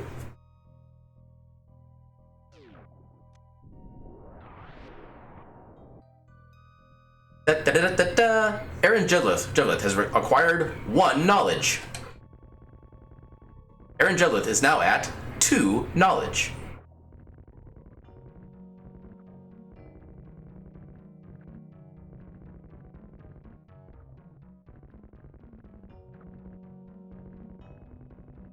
The funny thing is, I've actually not seen anybody else try to do that with this room before, so I don't know if anybody's even really thought to even try it. I mean, if you think I actually maybe even came up with like my own setup, which is kind of a cool concept.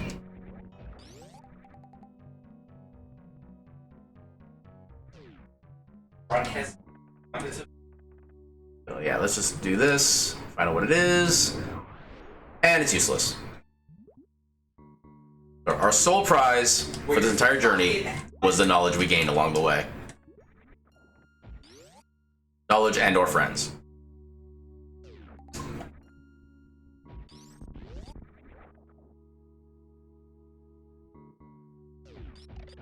But yeah, the other way you can do that too is by freezing one of these guys up here, and then doing the trick I used to get up into Meridia without speed booster.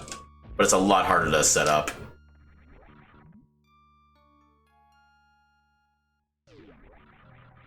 So very deep.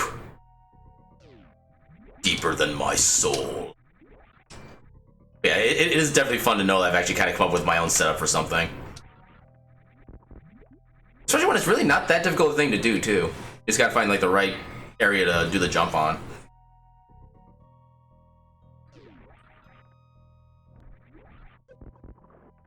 Yeah, I killed it.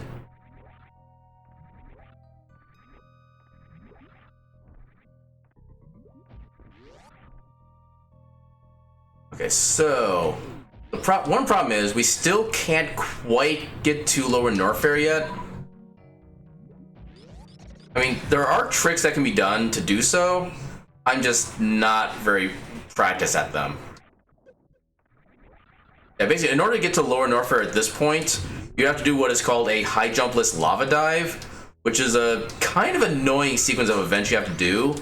And the entire time, you're also taking damage because you have gravity suit off while you're inside of basically a pile of acid. So it's not one that you can do just kind of casually. I'm going to be skipping on that for now. Well, at the very least, we do have a decent way to be able to get back there later on.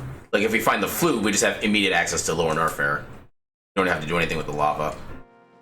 So...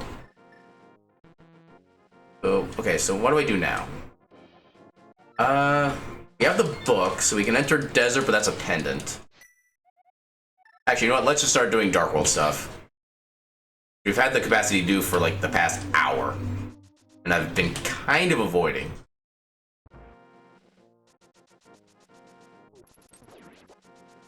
Actually, yeah, there's a bunch of checks in the northern portion of Dark World we can get too. Now that we have boots and mirror and all the gloves.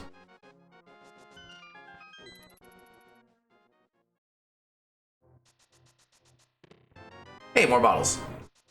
Which also means we can talk to the bottle vendor before we head to Dark World. That could be useful. Actually, yeah, there's a lot of... Ooh.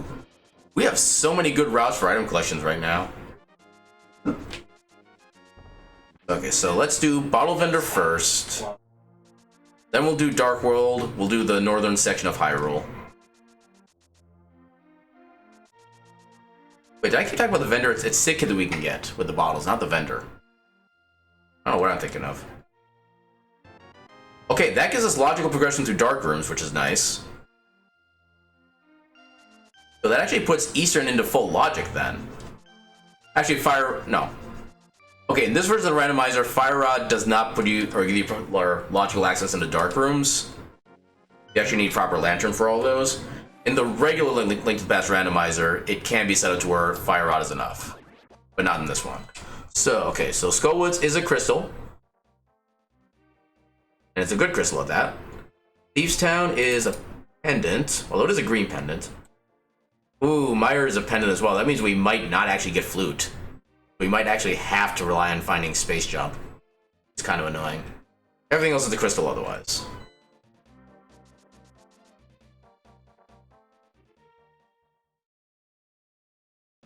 I always forget how many items are in Skull Woods. Look. Either 3 or 2. This one does have the safety key in it though, so we don't need to worry about like preparing anything else. Not even doing any fancy movement there, just stunning that bastard. And you. Clear off.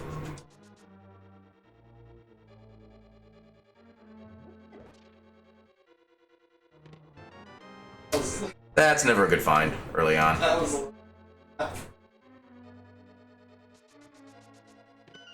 Okay, there's our first item. Here's gonna be the small key.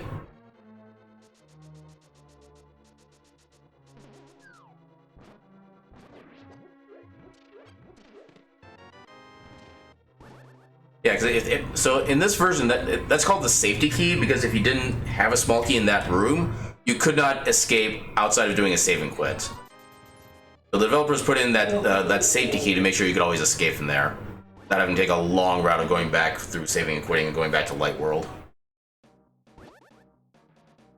Basically a quality of life upgrade.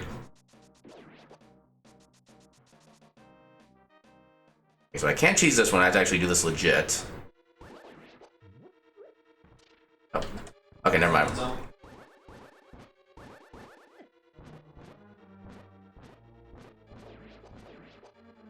I'll take the heart.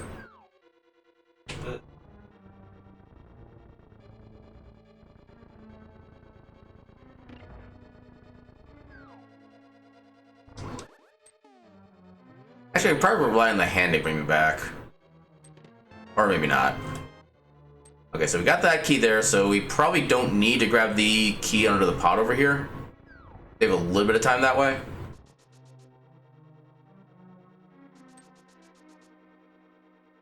Maybe.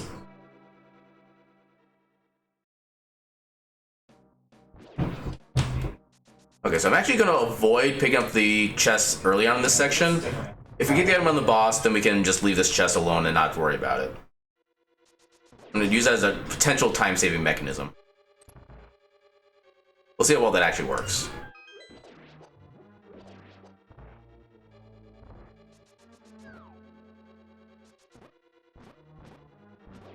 Okay, I thought dashing into an enemy is supposed to do more damage, but I guess not. Nope.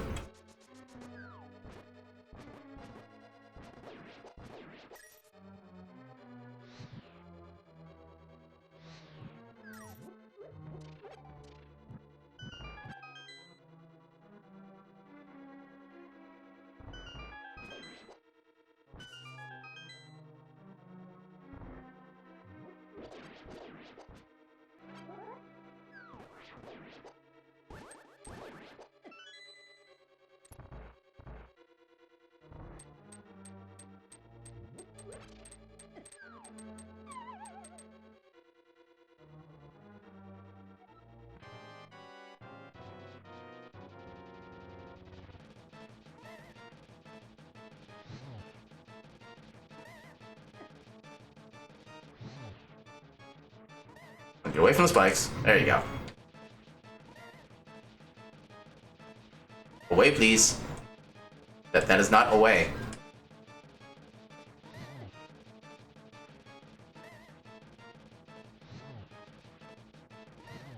I don't think that hit. There we go.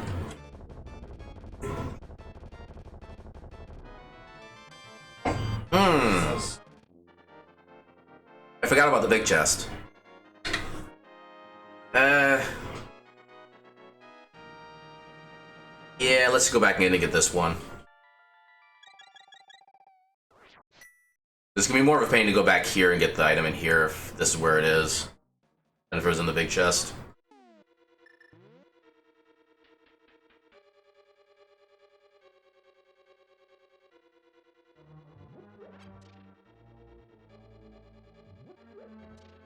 Oh, I thought I picked that up already.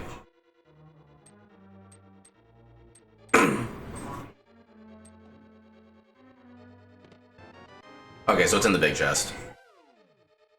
Alright, so let's take a quick sneak peek at the pedestal. Because we have the book.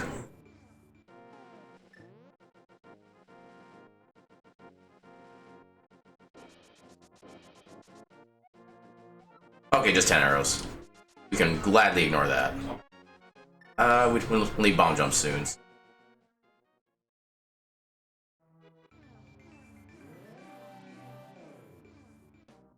Okay, I'm glad that didn't send me back to Light World again. Because this game's a little finicky with how it places the portals and judges whether or not they're actually useful. Or usable, I should say, not useful. Honestly, a lot of positions would be useful, they're just not usable.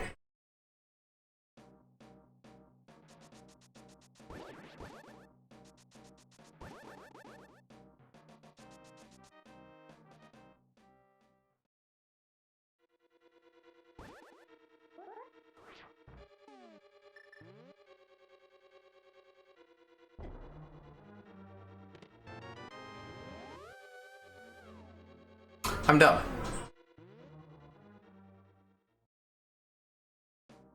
Yeah, I actually didn't need to get any of the chests in. Well, thing is, I didn't realize that because I never remember how the key or how many keys are in this dungeon, or the way the key logic generally works. So yeah, but I wasted time there when I didn't need to. That's unfortunate.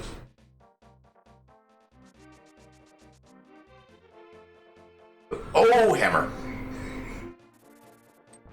That is extremely important. That is. Okay, it's not Go Mode Zelda yet, because we still need Ice Rod for Turtle Rock. We're basically one item away from Go Mode in each game.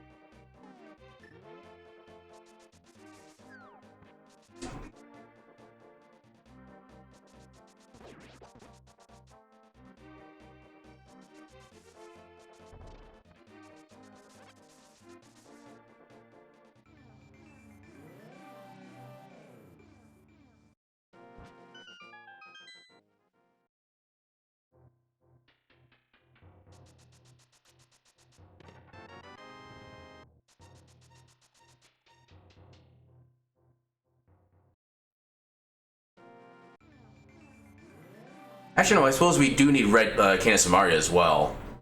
So there are actually 2 items from Go Mode in Zelda. Than just 1 in Metroid. Well, okay. Or it could be 3 items in Zelda. If we get Flute instead of Base Jump.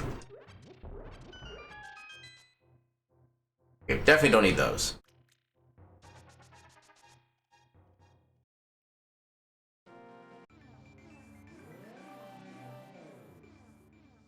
Actually, no, we're gonna take this path the entire way over. We can do Zora, we can do Catfish, we can do... yeah, we can do Eastern, we can do Pod. We can then do Swamp. We could technically... Actually, Ice would probably be the... Yeah, Ice is the hardest dungeon to route in, because of the fact that it kind of locks you into that spot once you get inside. The only way to get back out of there is either by Flute... Actually, no, I guess you could just mirror and flip back out. Never mind. Apparently, I lost that other knowledge point that I had from before. Get this ready.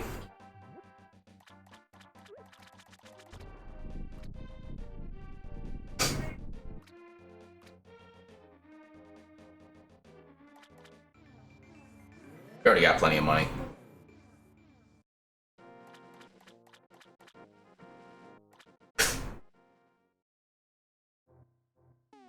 Actually, let's throw a bottle in. See what we get for free.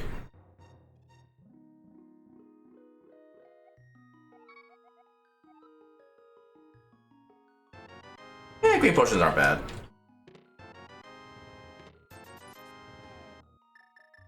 We'll start with this for now, I guess.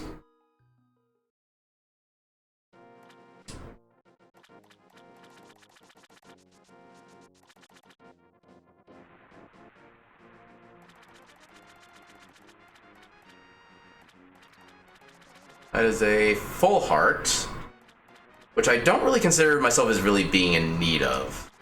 So I'll probably just ignore that. Even though we still might accidentally find more health in Zelda or Metroid anyway.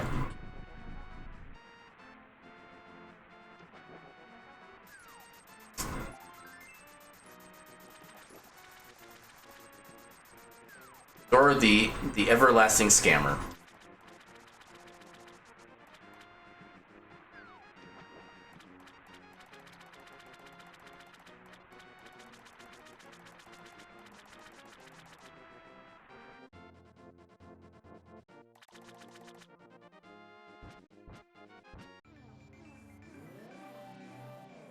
I'll have to do Pod and Eastern.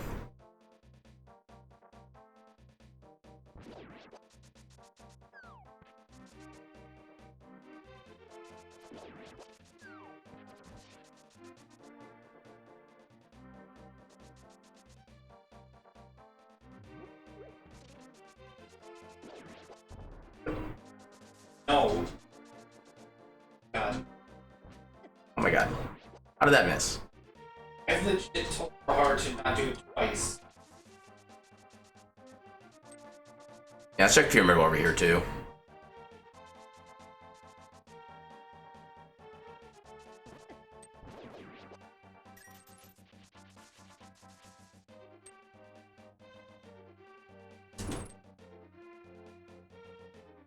Blue cane. We don't need blue cane. Need the red cane.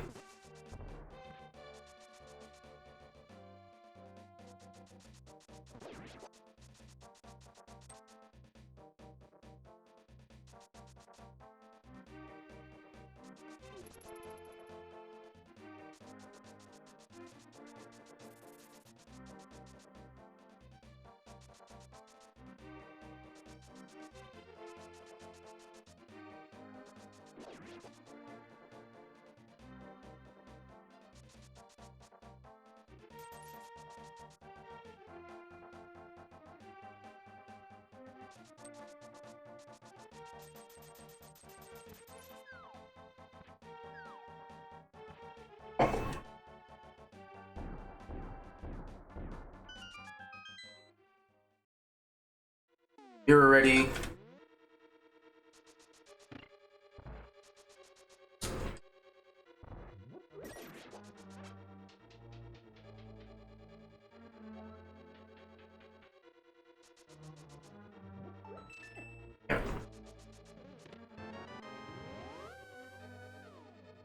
I think to start with, we'll do the side entrance first.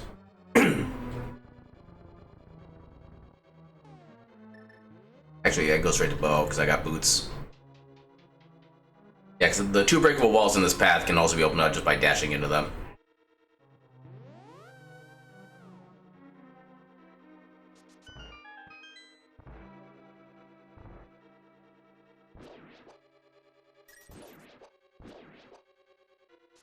No, I've yet to see a single fairy drop from any of these guys. Makes me concerned.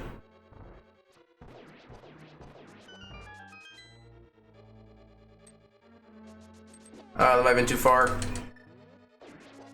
Okay, perfect. Yeah, because there is kind of a specific set of frames to be able to get that dash to work without getting hit. And I guess we got lucky with that.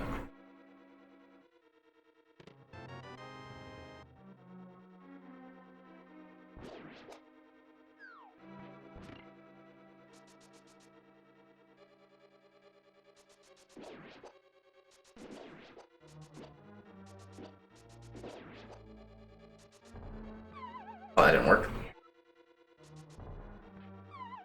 How did that not work? Jeez. Why is this not working? There we go. Couldn't pick up a single health.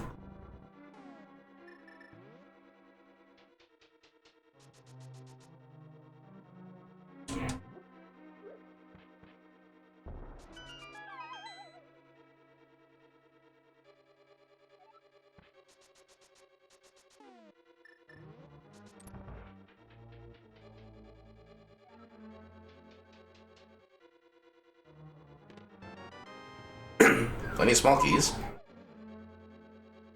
I think there's still one more left in the dungeon. There's 50 bucks.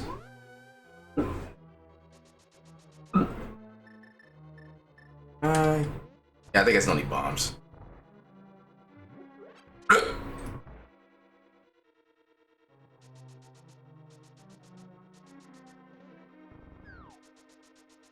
Hey, what are you doing?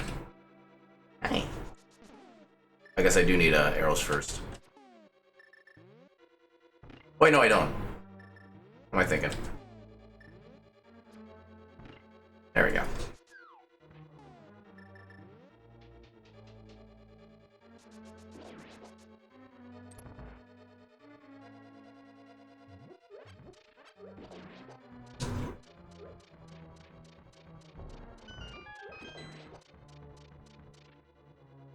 Okay, no, there's 2 small keys left.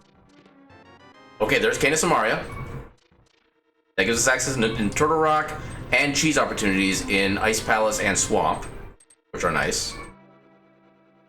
Need to not die. Actually, I have a perfect way to not die. Hello, not death.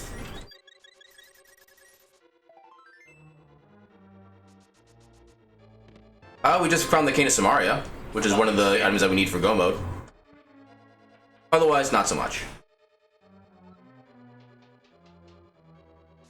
I've already got in that room, right? Yeah, I did. Good. We don't even have the big key yet, huh? That means the big key has to be in here somewhere.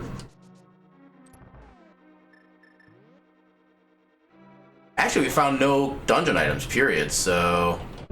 Yeah, I think we just have 1 item left. And at this point, we're basically full clearing anyway, so... Yeah, there's a big key. Unless we happen to find the item in this first chest down here. I thought I could beat that. Come on, item. Okay, we can skip to getting the big chest. Save of like 5-10 seconds tops. Yeah, we'll take the save.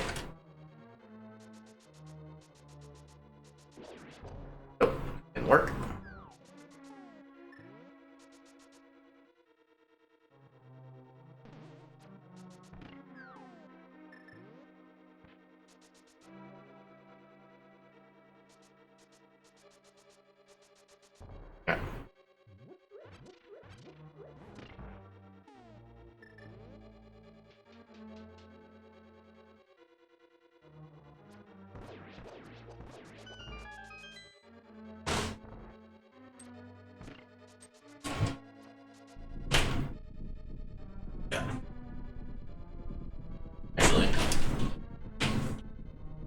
Alright, so next break I can actually show off the donation prize I got from, I think it was the AGDQ or SGDQ from last year.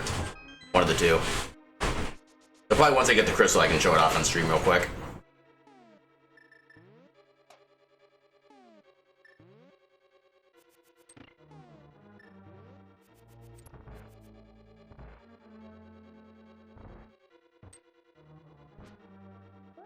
You as well. It didn't quite work. Okay. Could have gone worse.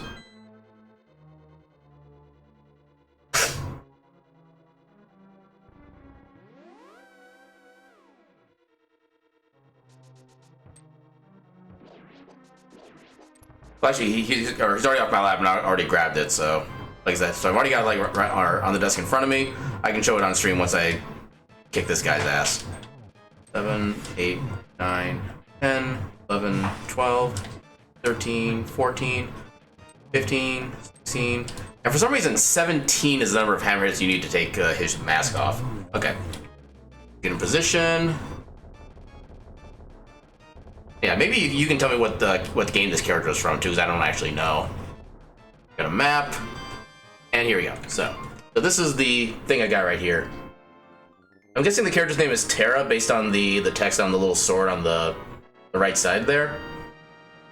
But yeah, somebody basically like hand knit this. And it does look beautiful. I have no idea what character this is, which is the unfortunate thing. Oh wait, I can still do Eastern.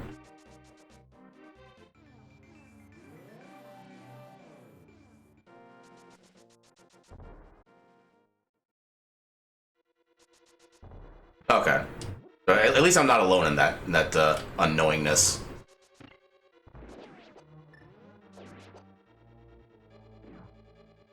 Maybe?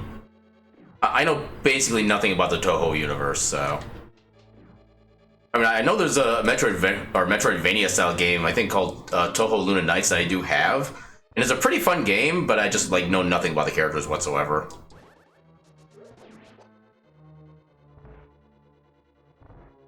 Actually, I think the Toho game I have is actually, like, a demo. No, it was like an early access game which only had, like, 1 or 2 areas in it at the time. I think it might actually be, like, a full game at this point. Yeah, I can do that after the stream. Yeah, I'll have my top team of investigators look into it. That top team is you. Too early. Alright.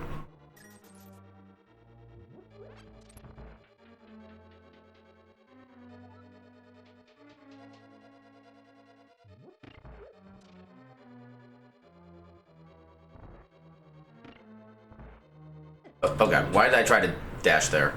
There's literally no reason to dash. Hiya! Hiya! I said hiya!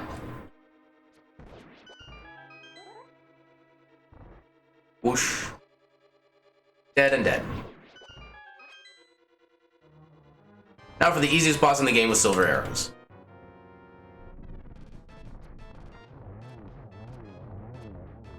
I missed that one.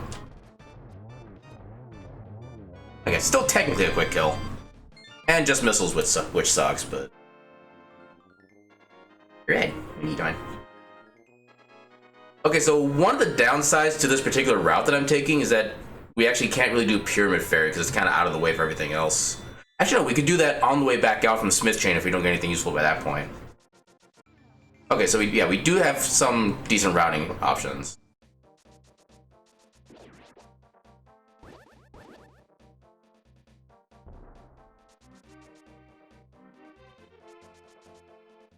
Now, if push comes to shove and we actually finish up Thieves Town, we'd probably turn in the Green Pendant too. Although that would kind of end up being a worst case scenario at that point.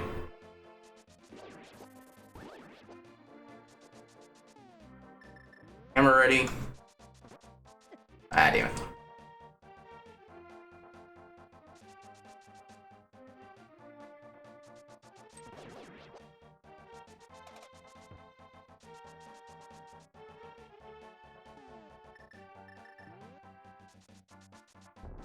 Quick dip into Hype Cave.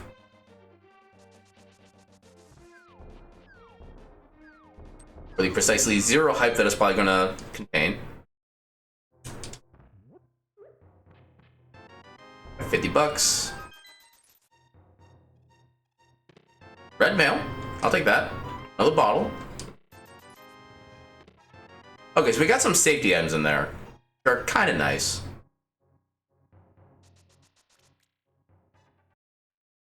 Although generally unnecessary. Okay, so yeah, Swamp is a crystal. You can do that right away.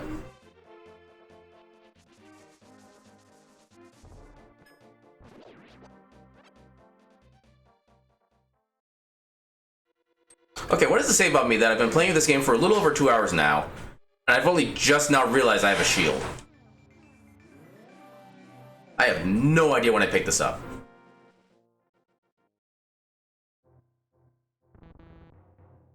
Hi. Eat it.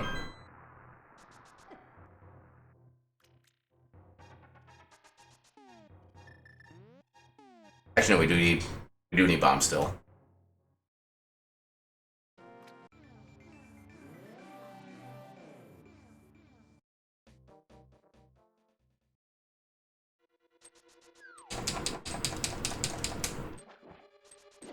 Ah, damn it. I don't know I screwed that up.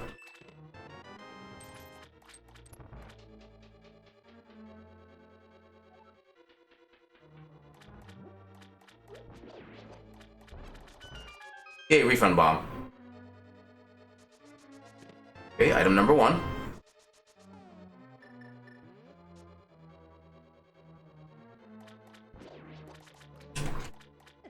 Come on.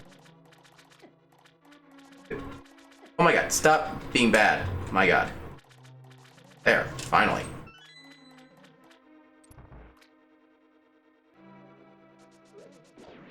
Oh my god.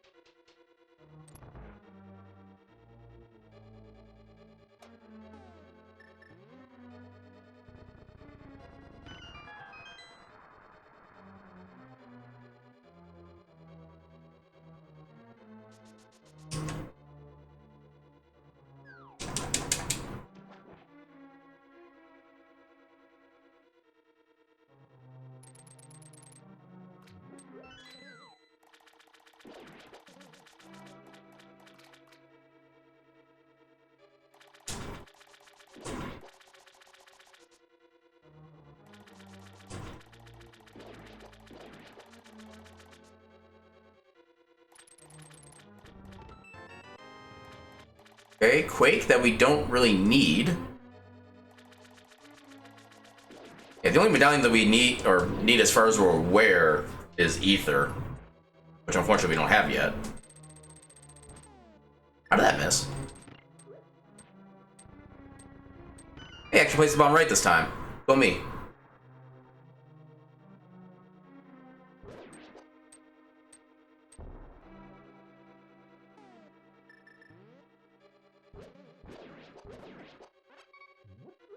Oh god. Okay, cool. Thought the fireball was gonna boss me around.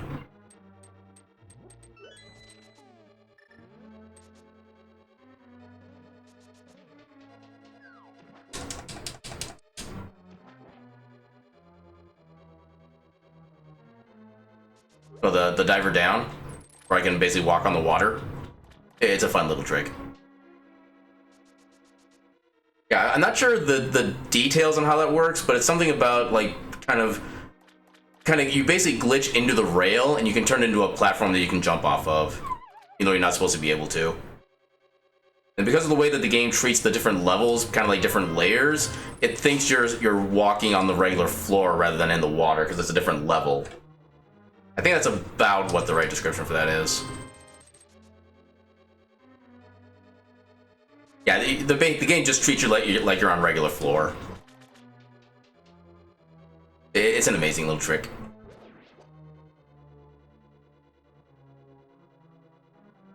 Yeah, you can basically just literally do anything you could when normally walking.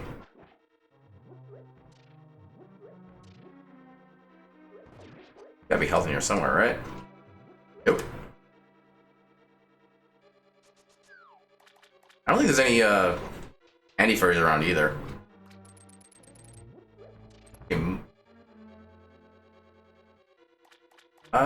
Yeah, there's no anti-fairy. Okay. Yeah, no anti-fairy here.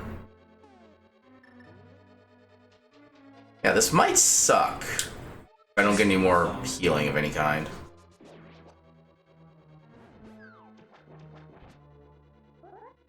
Actually, there's hearts here. Okay, there's the big key.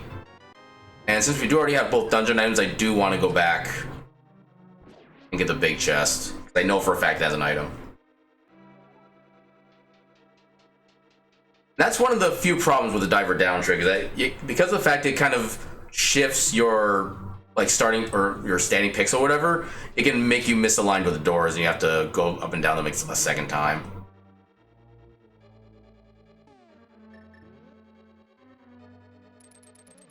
Useful.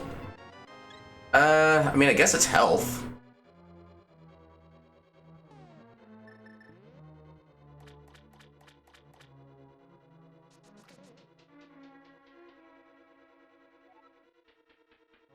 And a third time for good measure. Yeah, there's also a variant of that trick you can do with just using bombs as well, but it's a little bit more complicated to set up and involves actually bombing yourself as well, so you do take a little bit of damage during that. which is why the Kena Samari version is just so much better.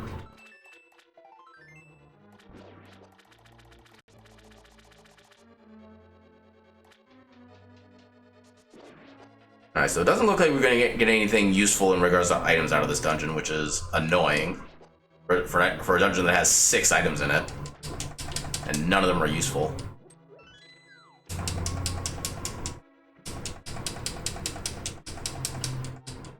Ooh, barely got out of that one. This is a boss I definitely need to learn the quick kill strat for as well. There's a way you can like hookshot and get 2 of these guys in a row before doing a single swing to kill them, but I just have no idea how to set that up.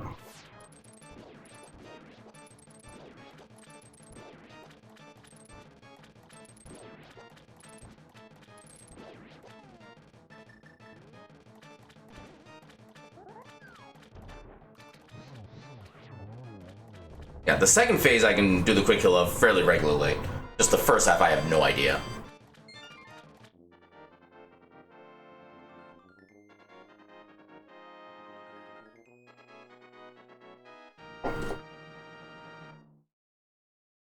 Let's go ahead and get Ice Palace on the way back out from the Smith Chain. Kind of like we're doing with the Pyramid Fairy.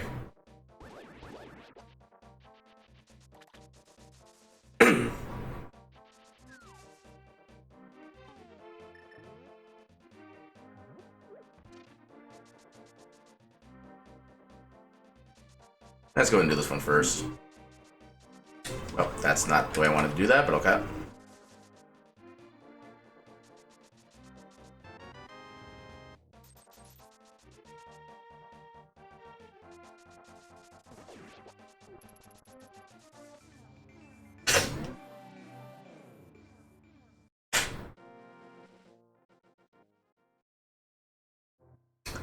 We might need that.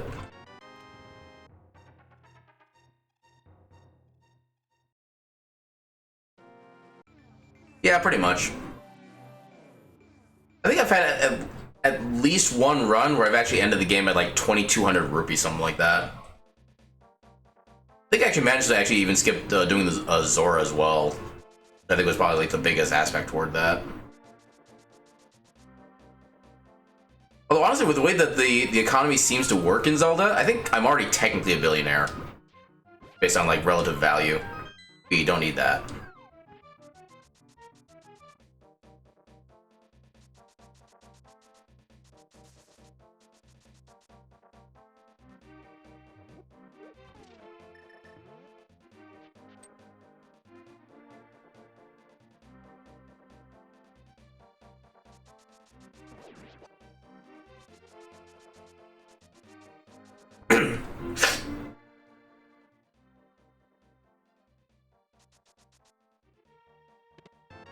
Well, I mean, part of it too is also I think that like several of the so in the vanilla game, one of the funny things actually is that depending on when you open certain chests, will actually determine whether or not you get an item or you get a bunch of money. Like apparently in the vanilla game, if you skip the chest in Link's house that normally gives you the lantern, you actually in one of the later chests you open up, it actually gives you the lantern instead of whatever it would have given you otherwise. And then I think Link's chest ends up turning into like 300 rupees. So in the vanilla game, why did I throw that so early? Yeah, in the vanilla game, the chests are not actually static. It's actually one of the kind of quirks that the speedrun makes use of as well.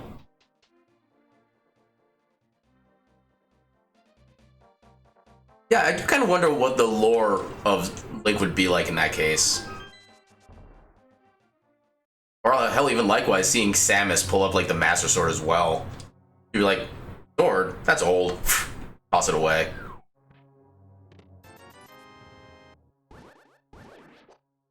No, if somebody hasn't made like a YouTube video, like an animation kind of detailing what that would look like, they need to. Oh, I would pay to see that kind of video. That'd be amazing. Okay, we got the big key.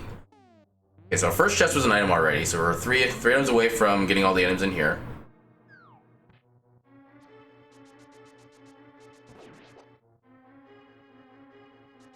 Yeah, depending on the item layout, we might not go all the way through this dungeon.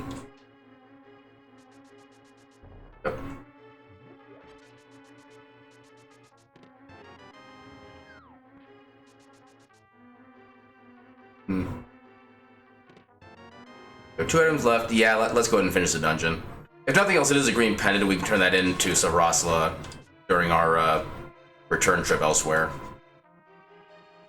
If that has anything useful. Yeah, the big thing we need for progression right now, we need Ice Rod for Zelda, then we need either Space Jump or Flute to finish off Metroid. I'm kind of hoping for Flute, because that would be a much simpler way of be able to get to Lower Norfair. And at that point, we could theoretically just go mode the rest of Metroid. Don't even technically need to check anything else. That's not the right pixel. That's the pixel. But it's too late, I couldn't get the enemy set up. I am sad.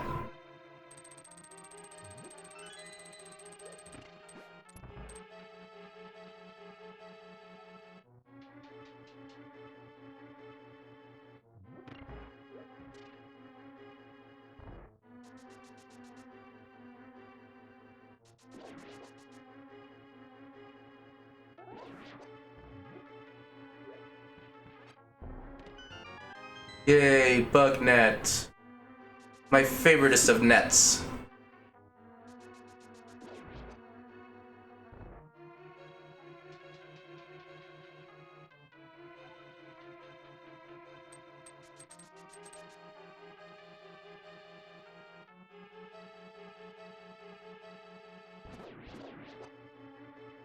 I also love how the items in that room actually come in like translucent like all the enemies do, for whatever reason. Nice.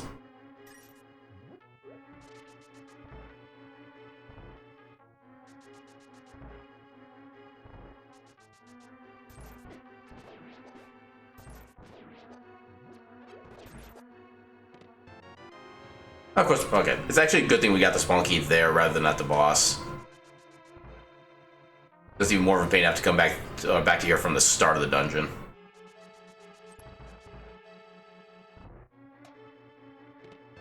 Okay, so the boss has the item.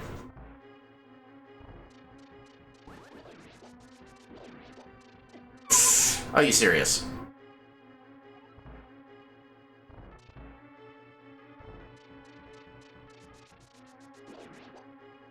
At least that way it worked.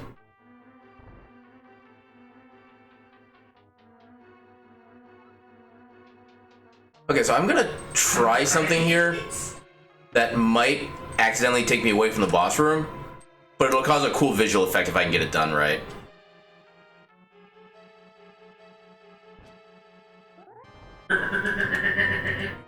Ah, damn it, okay. So, never mind. So yeah, there's a way, if you time it right, you can use the mirror to kind of like pixelate the entire screen, but then have Blind's text box show up, and you do the entire fight with all the room being like super pixelated as all hell. It's very freaky to look at, but kind of cool. But unfortunately, I don't know the actual way to set up the timing on that, so that happened.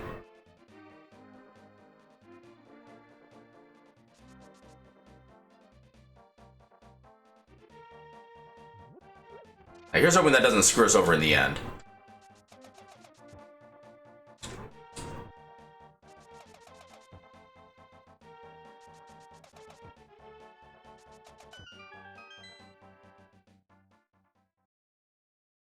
Nope.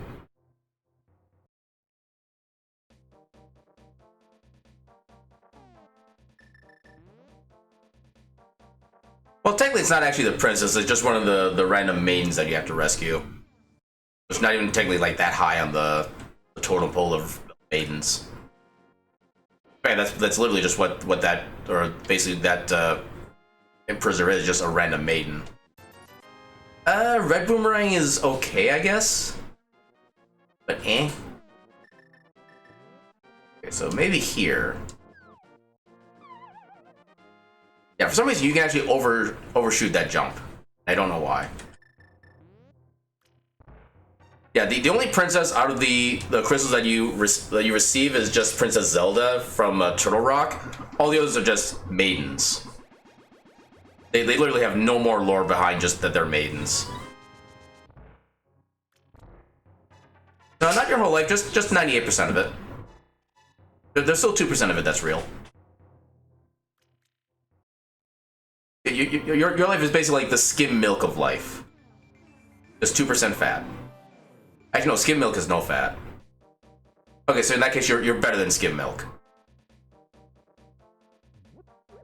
Now that's the lesson you can take home.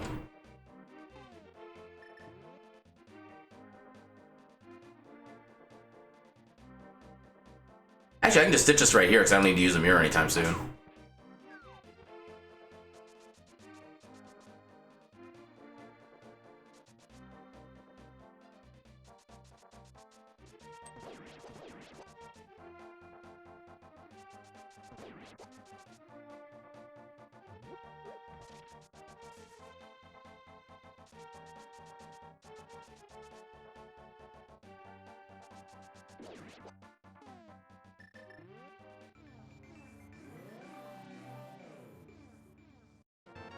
Okay, there's Ice Rod. That's one of the items we need for Go Mode. So now all we need is Flute. Actually, we also so we need either Ether. Oh, okay, restart. We need Ether at least, and we need either Flute or Space Jump. Actually, do I want to try getting things here? I think I do actually. Yeah, because the next spot we'd be going to would be Ice Palace. We can get there through the Light World anyway. This is actually a pretty good time to do this set of checks. Nope, that's not what I wanted.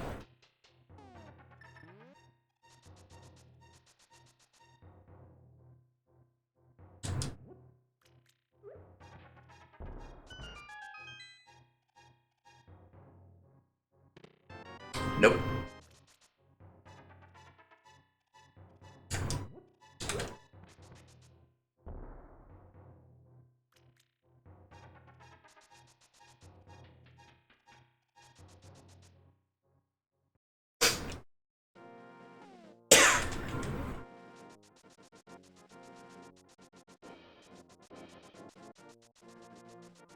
Anything on the ledge?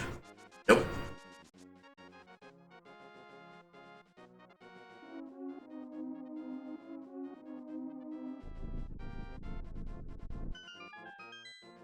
Title.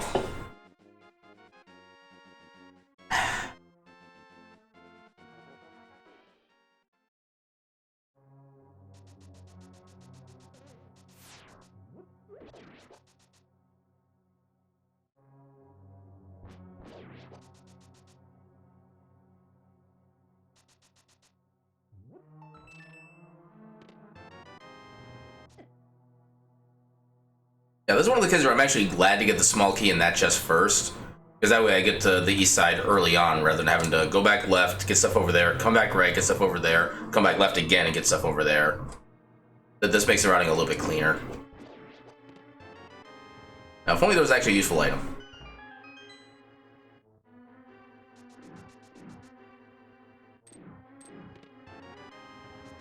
That does technically count as useful.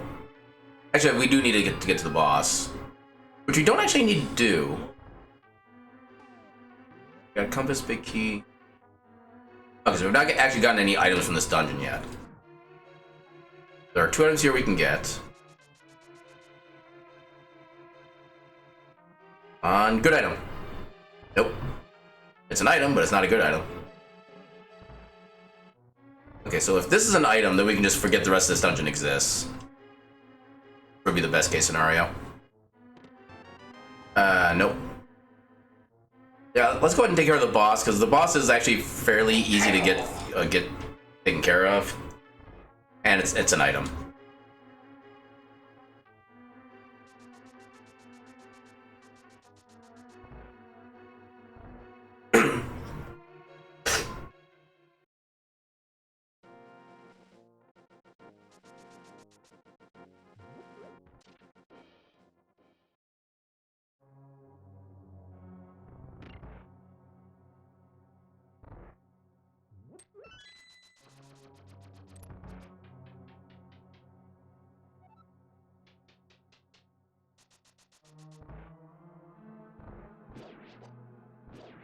One of the few rooms where you actually do want sword beams.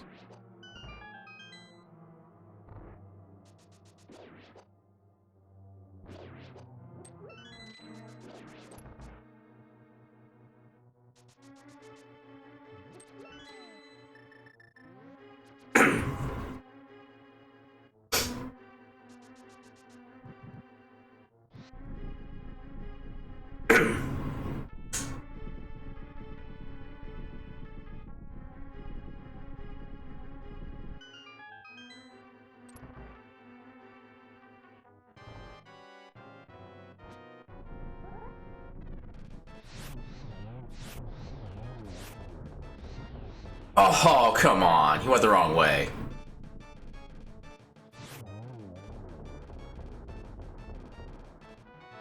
Oh!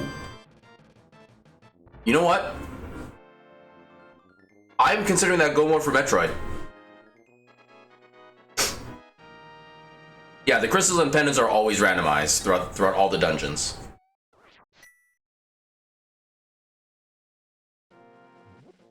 So yeah, so it's not logical go mode, but for the tricks I know, that is go mode. Because we can use that in conjunction with the gravity suit trick for underwater stuff to really get us enough momentum to enter lower Norfair even without space jump. So now all we need is Ether, and then we can beat the games.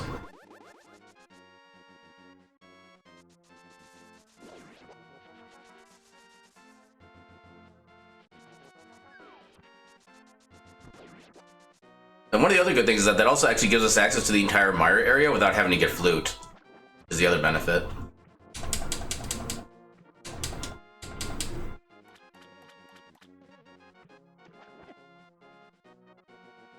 Okay, so the plus sign and the crystals. So in the vanilla game, I don't need to be in here. There are two crystals that allow you, that when you have both of them, allow you to buy the super bomb, which is what gives you access to the pyramid fairy by being able to blow up that one crack in the wall. Those two crystals are basically also randomized within the game, so they can appear in any combination of dungeons. So that's what the pluses represent. Yeah, normally they are Misery Mire and Ice Palace that you get those from.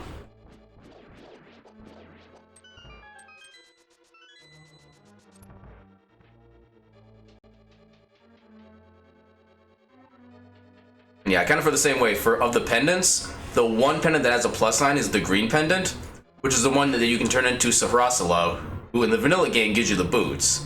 In this game, he just gives you like a random item of his choosing.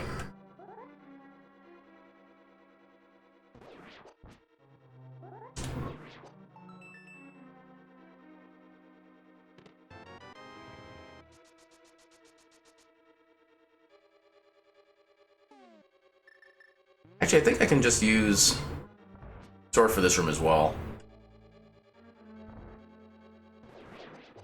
Effectively, yeah. Oh, come on. Oh my god.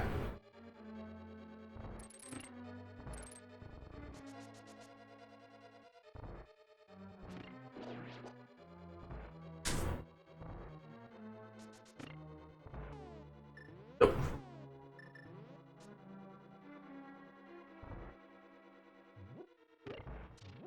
Oh, I did not mean to lift that one up.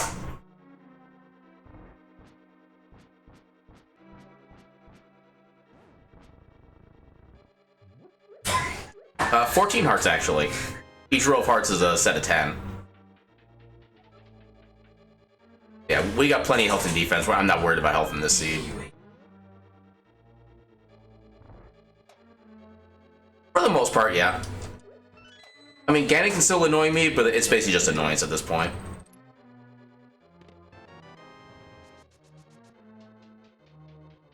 Yeah, I think the most damage I can take from any enemy right now is... I think, like, 2 hearts from certain bosses. But otherwise, like, 1, maybe. Yeah, because the blue mail gives you a 50% damage reduction, and then the red mail gives you another 50% on top of that for a total of 75% damage reduction from pretty much all sources. With the exception of, like, falling and stuff like that, because it's not really an actual, like, direct source of damage, so to speak. Why do I always pick up that pot even though I don't need to? This particular port.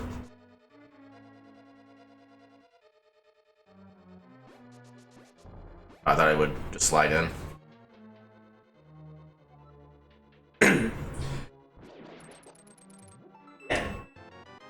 Oh, second shield. Yeah.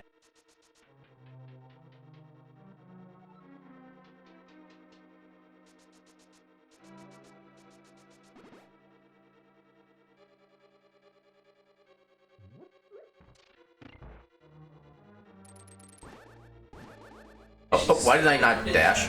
Game. I have questions. Wait, I need bombs first. Oh, that got close. I almost actually fell in.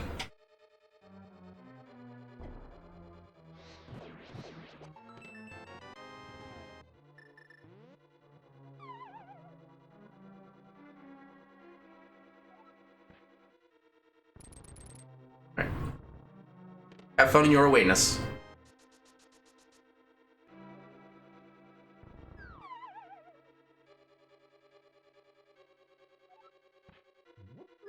I feel like I'm forgetting a chest in this dungeon for some reason. Even though consciously I'm pretty sure I got like everything.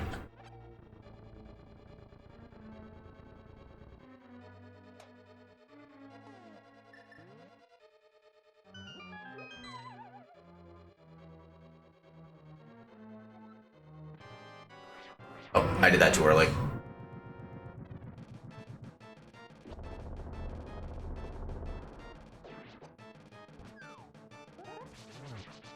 Oh, I did that too late. Damn.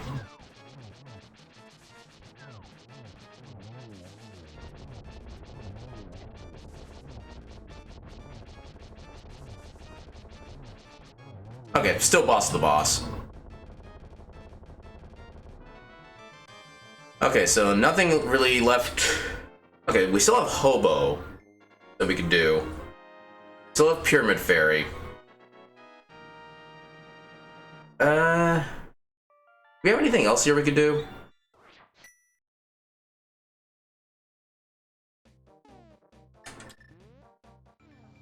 I think that's basically everything here. Go, Ed. Alright, I'll be right back. So we'll get Hobo, who's been in Logic for a little while now. Actually, I suppose not really that long, maybe like the past half hour or so. But yeah, it's possible that maybe he has our ether.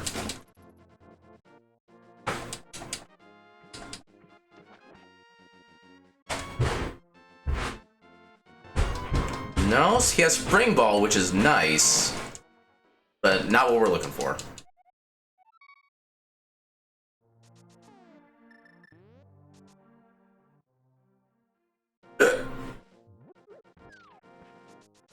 Alright, so we'll go do Pyramid Fairy real quick. If that fails, we'll just go ahead and go toward... Yeah, we'll go back to Super Metroid and start doing the Lower North Fair checks.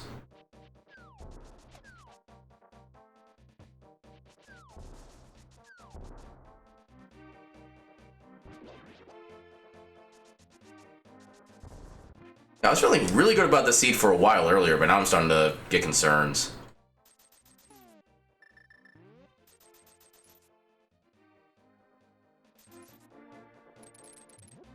Not what I wanted to do.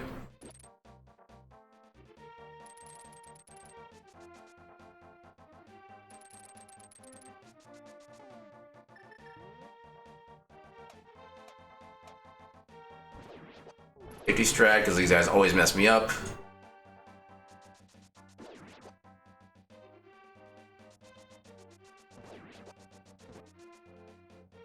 Perfect.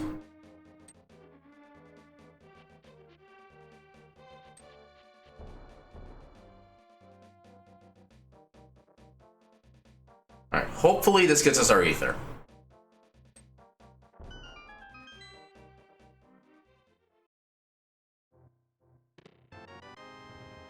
Nope, no ether. Alright, so...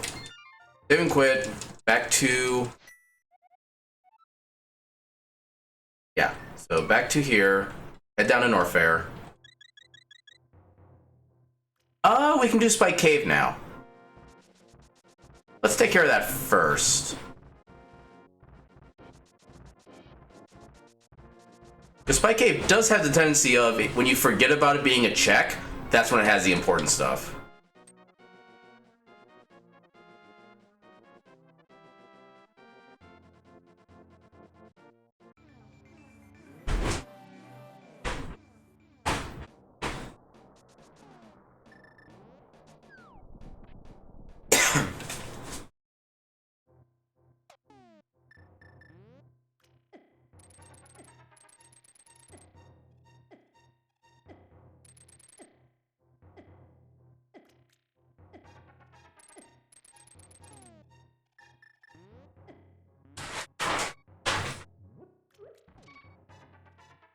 Nope.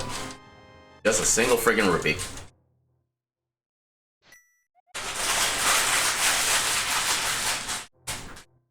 Oh, we can also get the tablet here too, actually. Should have thought of that before getting that, but better late than never.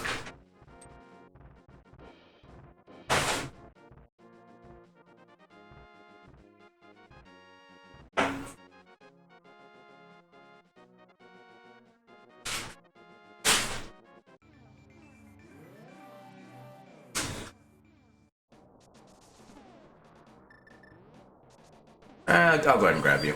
I forgot to refill at the old man.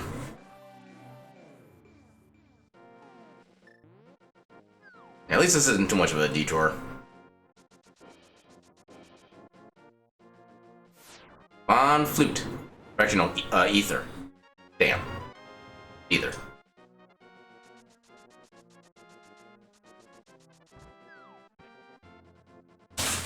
Back over here. Oh.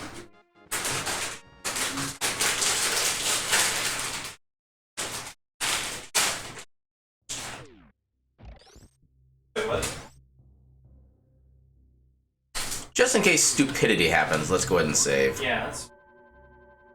I'm not expecting stupidity to happen, but I'm kind of expecting stupidity to happen.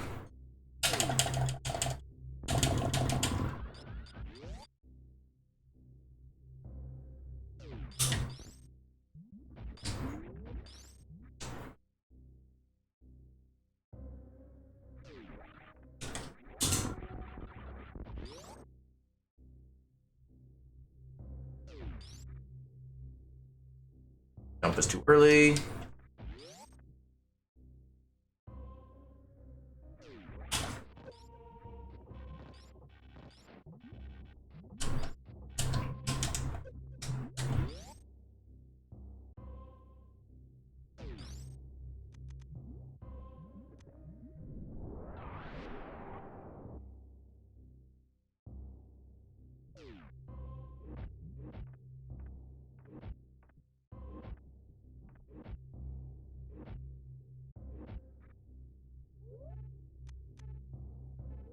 Off. Oh, nice. Clean single jump. I was expecting that to wall jump there.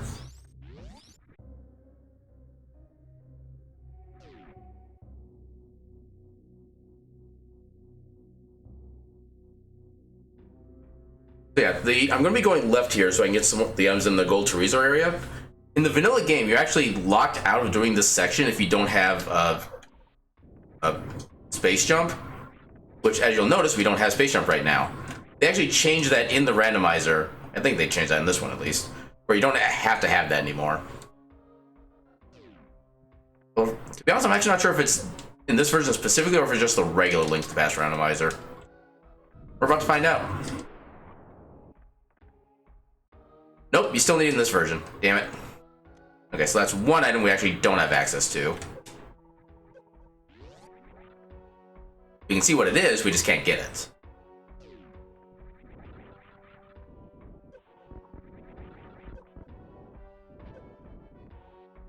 I really should have been trying to damage boost off of those. That would have been the smart thing.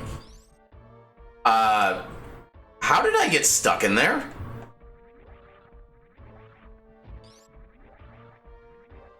That makes absolutely no sense. Okay, so I do need to do some shenanigans if I want to try to get through here. Holy crap, first try. Let's go.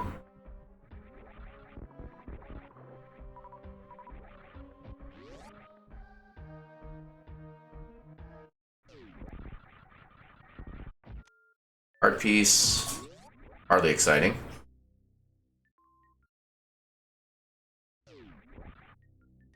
So just missile up there.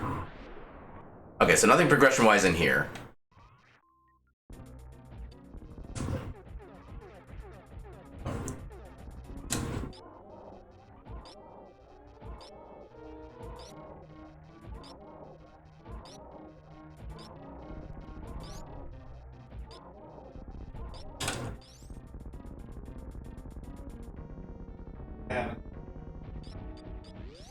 I would actually...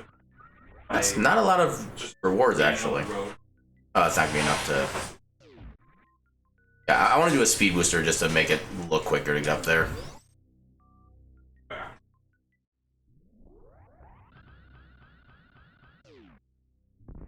There we go.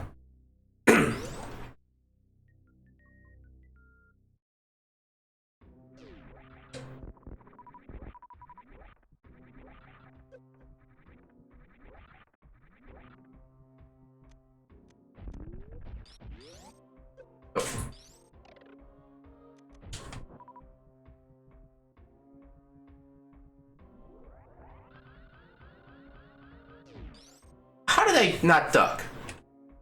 Seriously, game. Need to have a talk.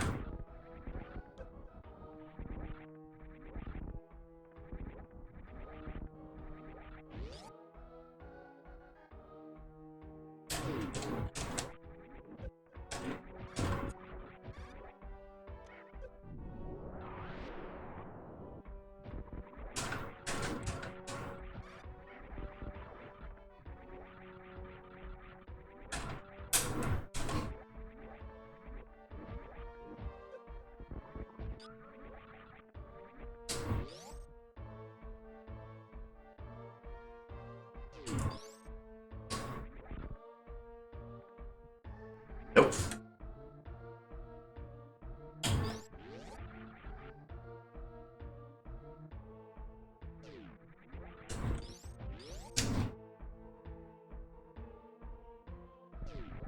Yuji, I'm gonna get so fat.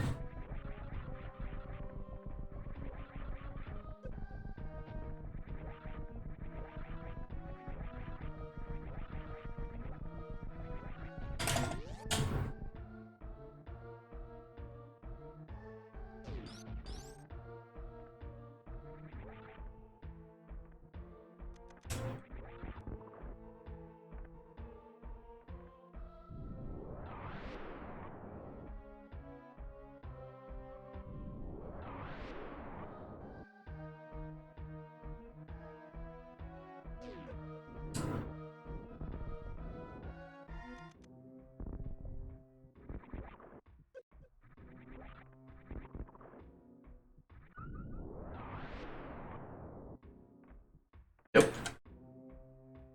All this continues to be useless.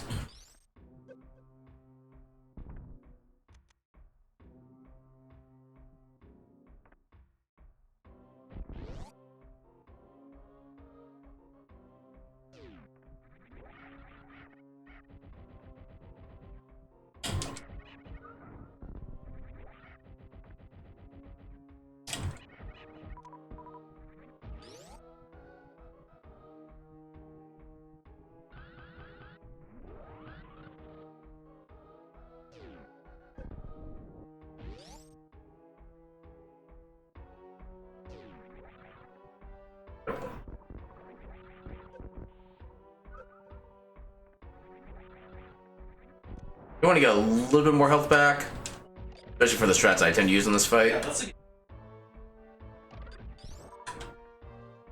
I actually don't want ammo this time. I don't want ammo.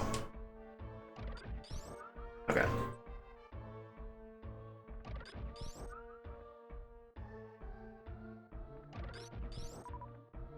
Come on. Give me health. Give me health. The one time I don't want two missiles is drops. There we go. That should be plenty.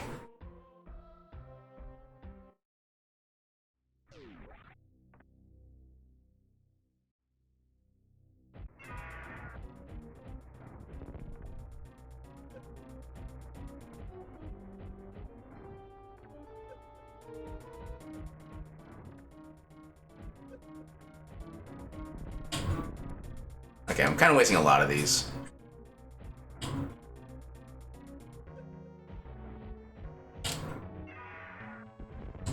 Yeah.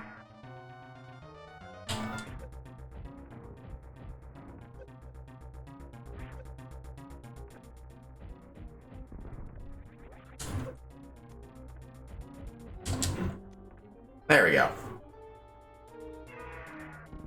Yeah, sloppy fight, but it worked.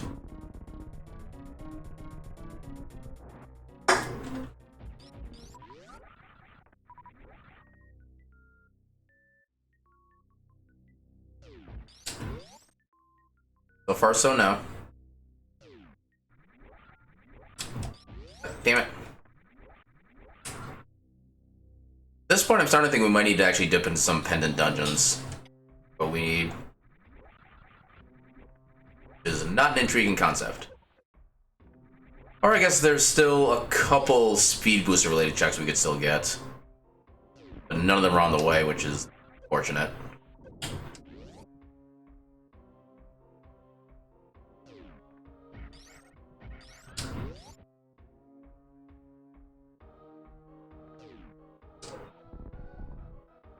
Does absolutely nothing.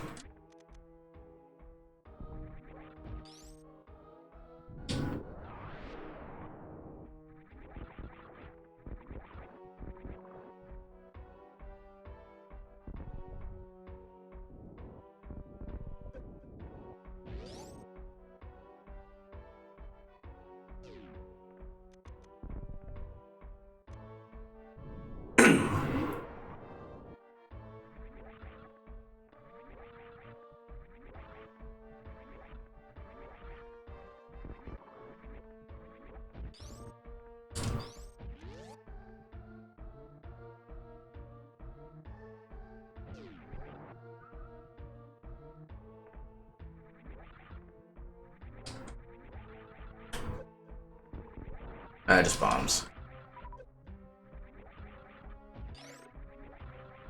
Oh, come on. Okay, that did work.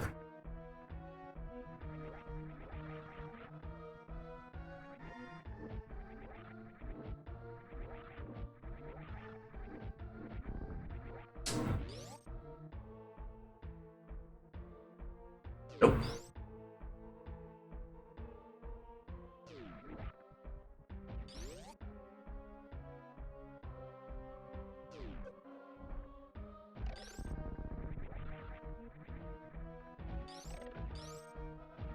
Oh my god.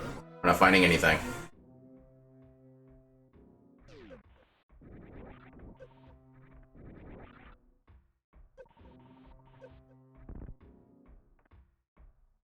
Nope. Okay, so maybe the speed booster check's down here? I'm running out of ideas otherwise. Okay, so the two speed booster checks we can do, one in Bubble Mountain, the other in the climb, and then X-ray. I believe those are the only checks we have not actually seen yet here in Metroid.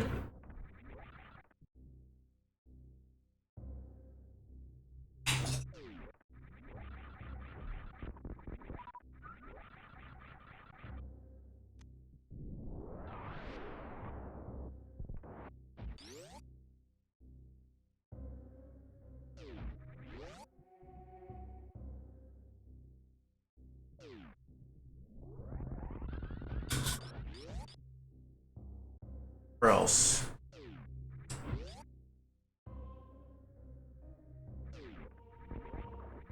I also said earlier we could use this area or this path to access the Mire area, but I didn't.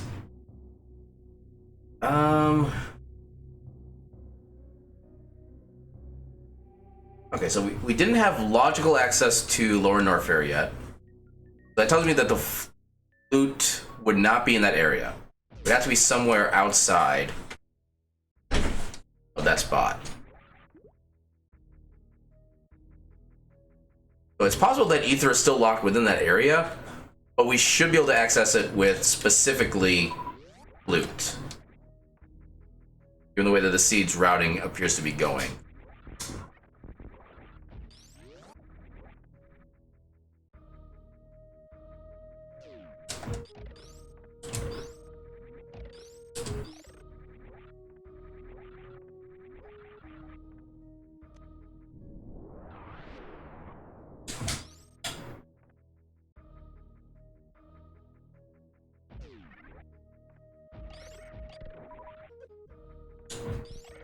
Come on.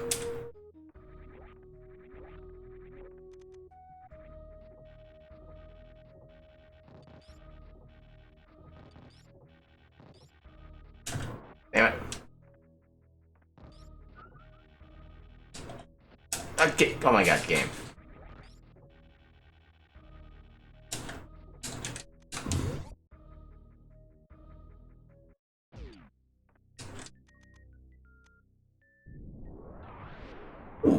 I'll take Butter Sword.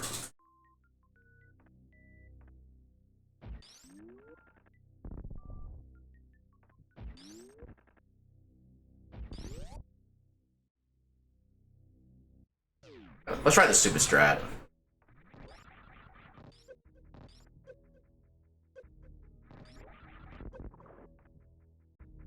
Which, yeah, involves some damage boosting.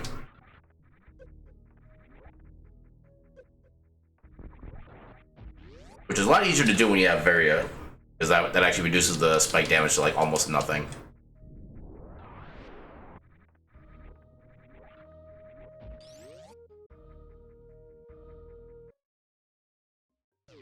I speak.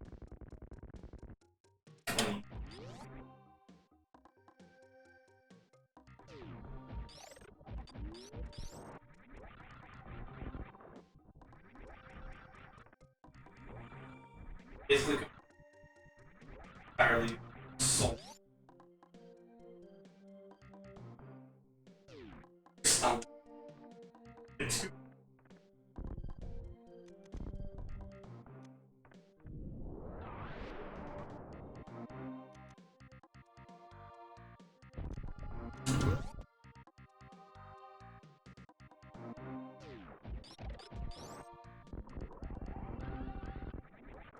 Nope.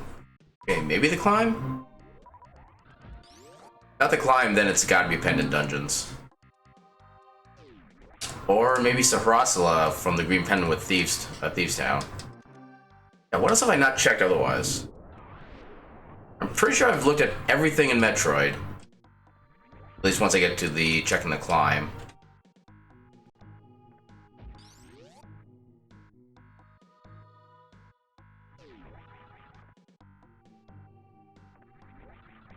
Oh my god.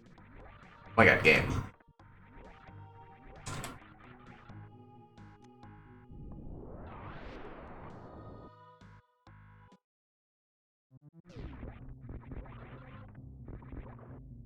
Does.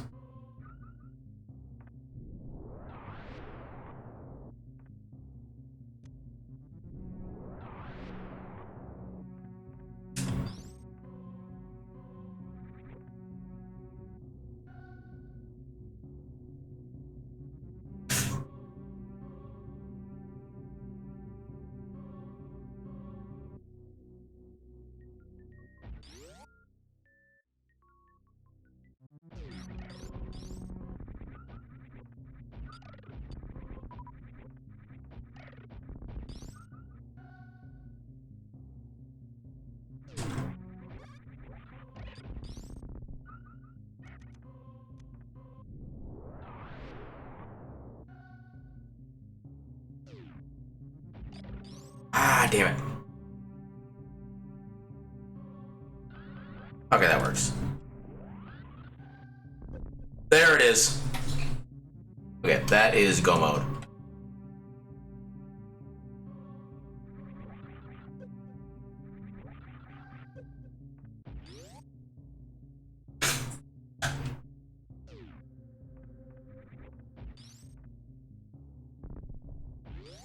No, honestly, we're close enough to Mother Brain. Let's just go take her out now.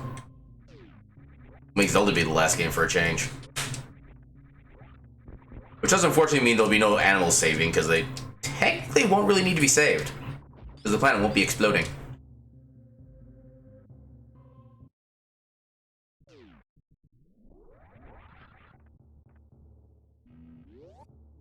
Yeah, in order for us to PB, Ganon's Tower needs to go absolutely perfectly. And the Mother Brain fight / Tyrion needs to also go perfectly. I'm not exactly holding out a lot of hope.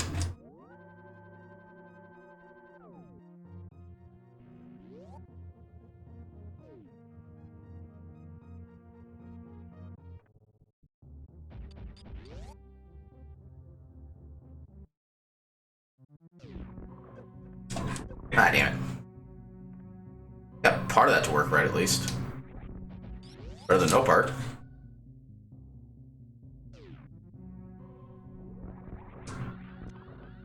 Oh, I never picked that up. Oh, good thing it wasn't necessary. I could make some coffee. Oh, that would have been horrible if that actually wound up being where Ether was. I never would have known. Did you just do it? Ah, just too late.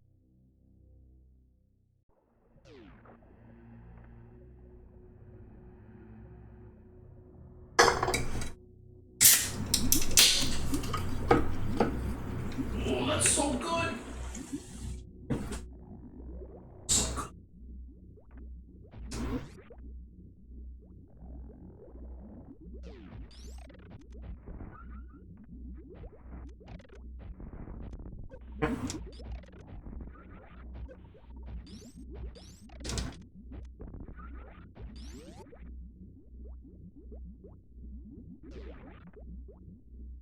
That's not the way I thought that was gonna go.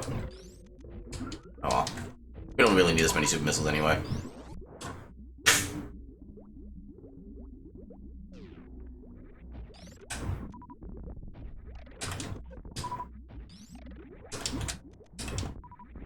Hey, what are you doing? That's my lady. Hi. I see you being a cat.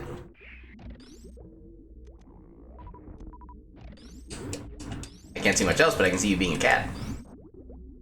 Hi. Out of my lap. Trying to be a lap cat.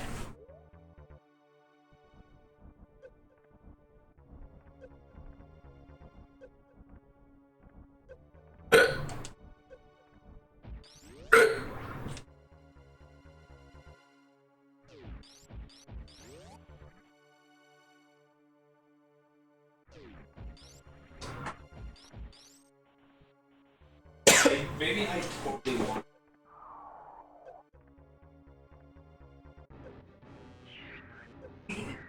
Metroid.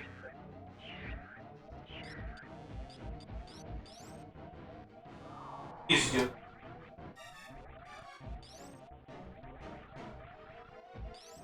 Ah, damn it. So much lag.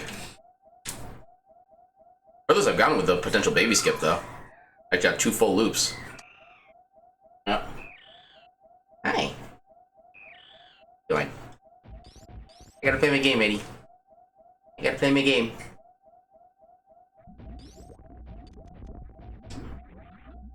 Hi. I whooped you.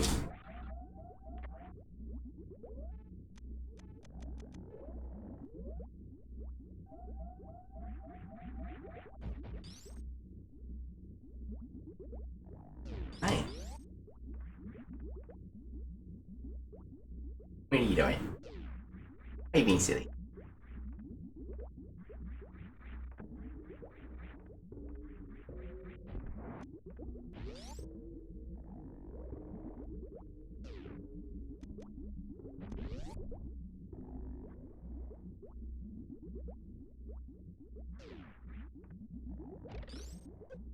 Ah, that's not the right way. See, I don't know what causes me to not jump back sometimes. That's part I don't get. Oh, I don't think that was jump timed right either. Nope.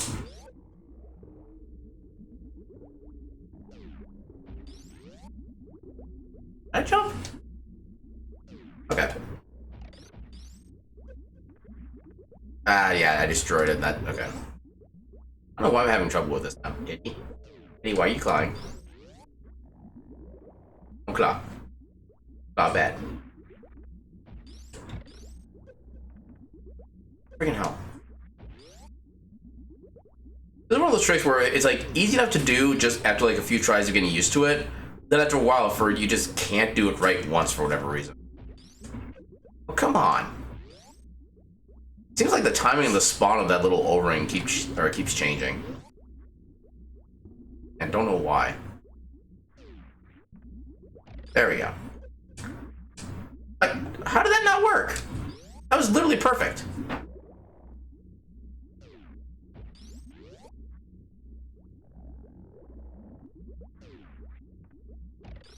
There we go. Look like 8 tries. Oh, water.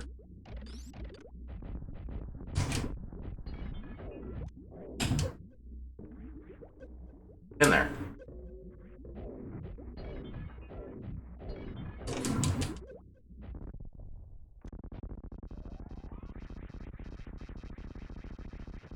I'm not. Okay. Action.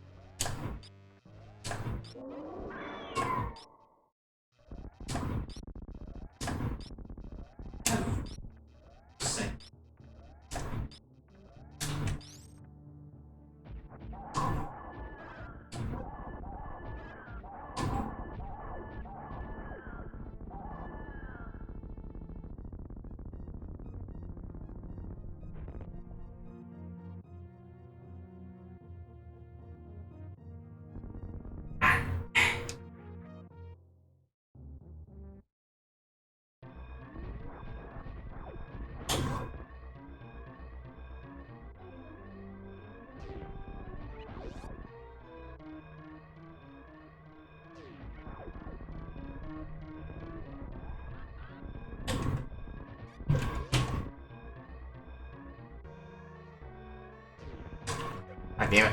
God damn it. Oh my god.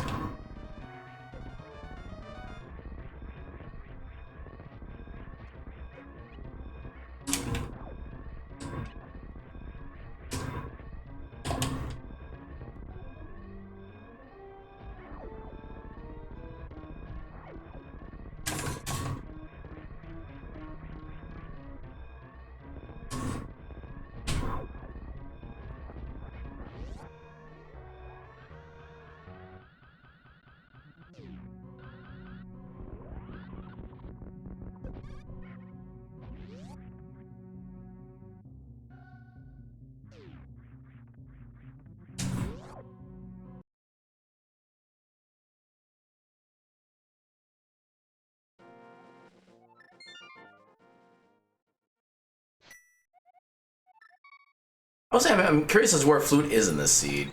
Given that it technically should have been logically required, I think.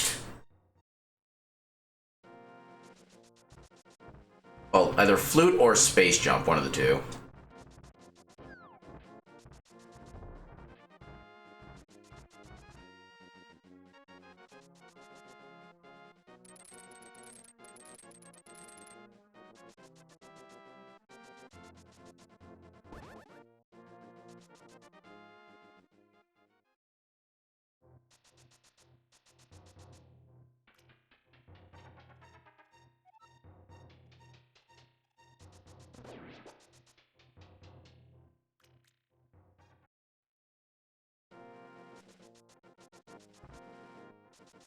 Oh, we didn't get blocked.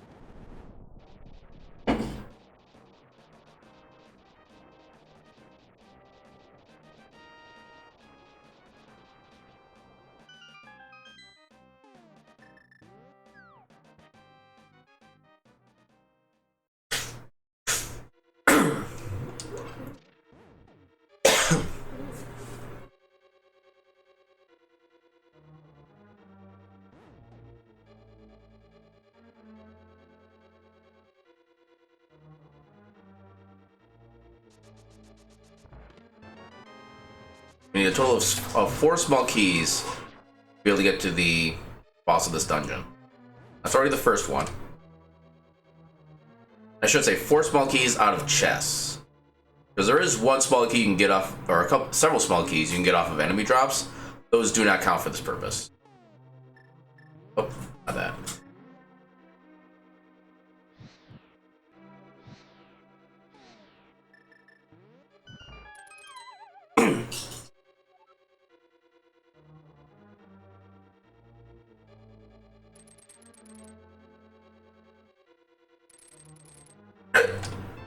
Two.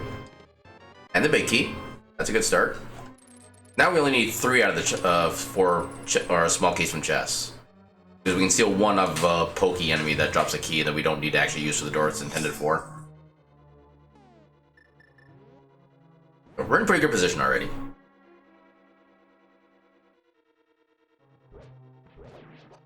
Unless the game just wants to give us both the other small keys like right away. I'll take that too.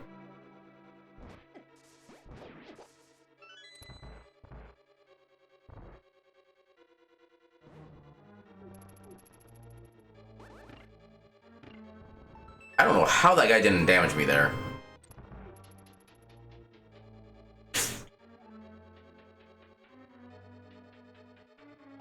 Damn it. Double damn it. Son of a bitch. Fuck. Leave. Fuck.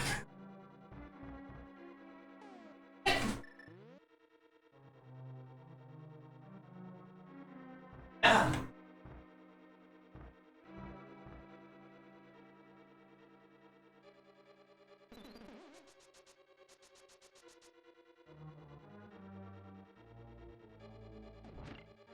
I'm abandoning. I'm going.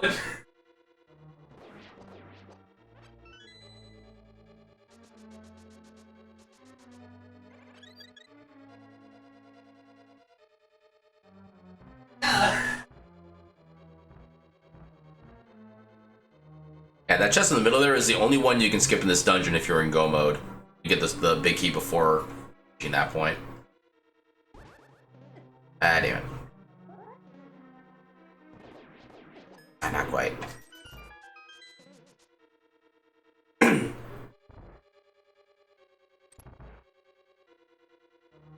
Actually, I guess I do still want to get the big chest in case it has a small key. Crap. I always forget about that.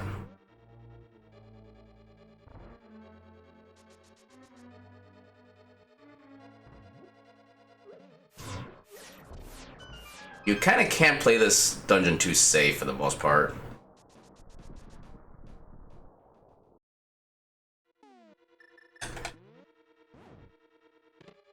Okay, we didn't need it.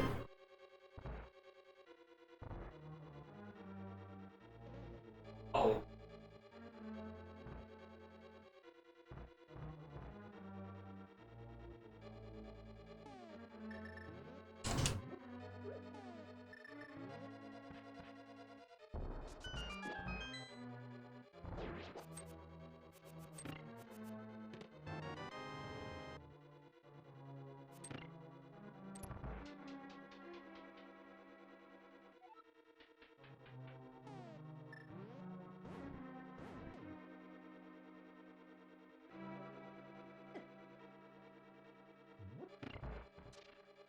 There. Okay.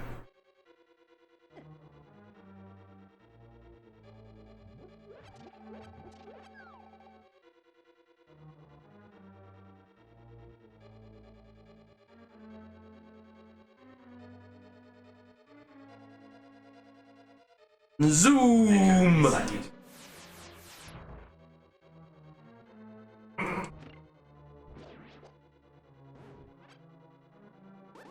Ah, that's not what I wanted.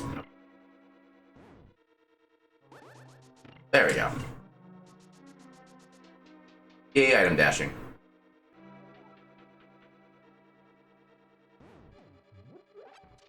Don't really need these, but we'll take them. Let's see if I can get the actual speed strat for the first phase.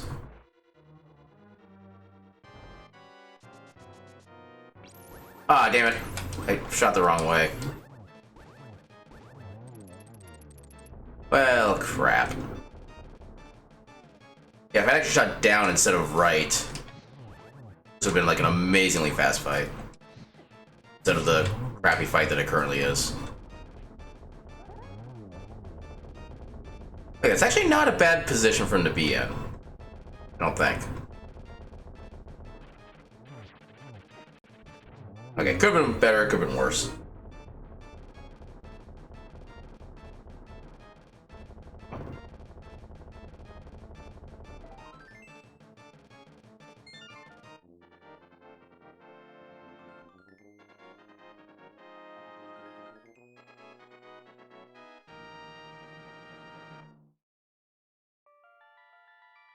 This is actually one of those semi-rare seas where we never even need to think about stepping foot into a pendant dungeon. We got absolutely nothing of use there, not even like convenience item, I don't think.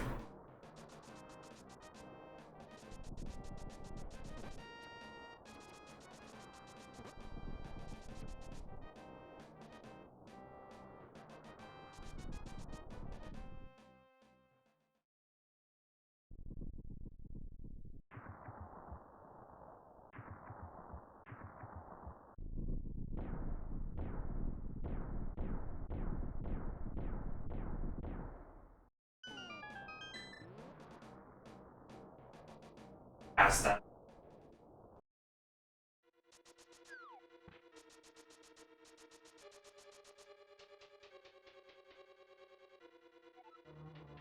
Hey, where are you going? Yeah, Mirror Shield is absolutely useless.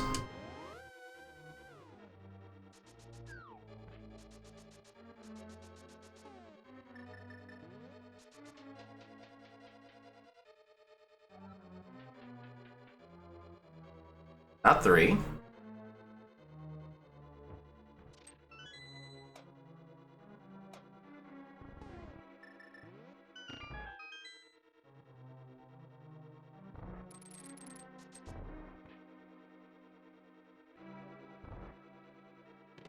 Four, Just 5.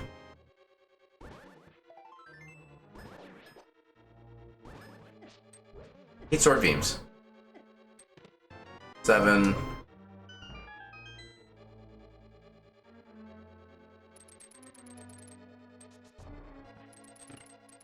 Oh my god, I'm not. Okay.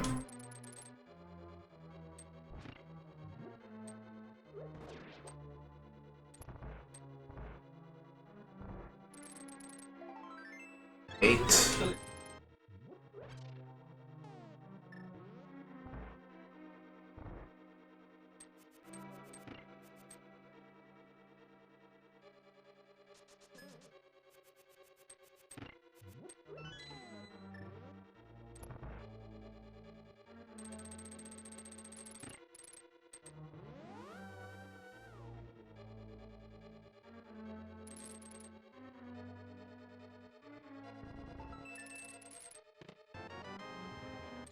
That 9 or. I always lose count at this point. 1, 2 on the right side. Torch. 4 in the thing. Oh god. 5. Whatever. I think this is 9, 10, 11, 12 here. Oh, number 9. Okay. Just because we're here. Yeah, there's literally nothing else that would benefit us at this point, but...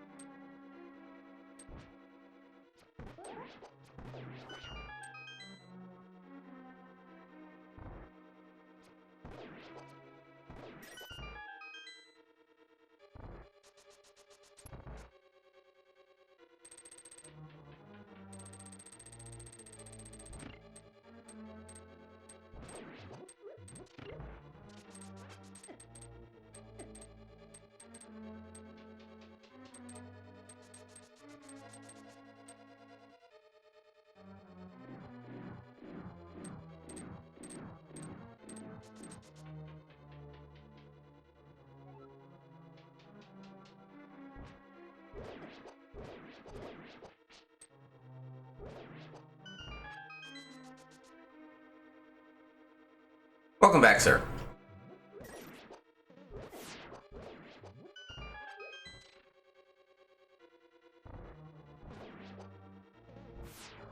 Okay, that one blue guy always goes off in like the worst spot. Okay, he actually came back to a decent spot that time. But he's always the one that goes like completely off somewhere. How did I miss you? Okay, at least you came back.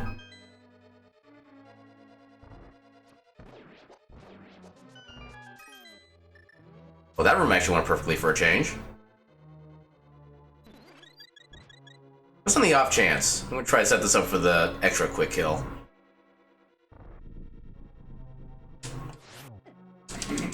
Yes! Got it. With a single swipe, too.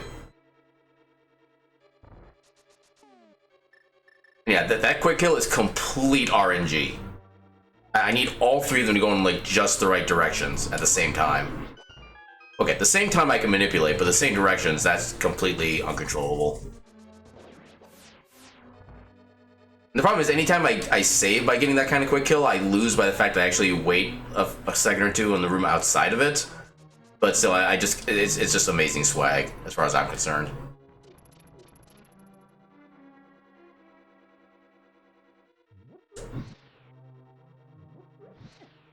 Oh, come on.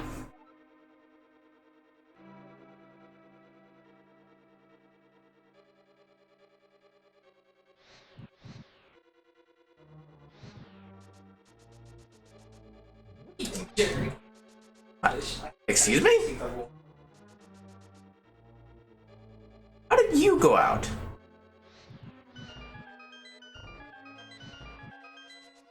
Oh my god. Oh, it's not gonna work, is it? Okay. I'm gonna grab this magic just to make sure I don't get the jingle glitch. So, the jingle glitch. It's one of the few bad glitches in this game. If you go up a staircase on the same frame that the little jingle thing plays, the enemies in the next floor don't load. And therefore, actually, like, nothing loads, period. No objects of any kind. No enemies, no spikes, no treasure chests, nothing. And you cannot progress. It is annoying. I actually don't know how bad it would be for speedruns or for randomizers necessarily, because usually you get your small keys up and play before that. I know that's like super bad in randomizer or in speedruns. I'm actually not sure how much it affects randomizers. But yeah, it's bad regardless. Actually, okay, it's bad because it prevents Moldorm from spawning. And you have to beat him in order to be able to, at least logically, to be able to get across here like this. Or you could be like some people who could actually just literally hover across that gap. And hovering is a trick that involves basically rhythmically mashing the dash button at like every other frame. You hit the dash button, so you kind of just, you initiate a dash, which overloads the Link falling animation. You then release it, Link starts falling, you press again, you start dashing again, and then it's basically a chain effect that prevents Link from actually falling down into a pit.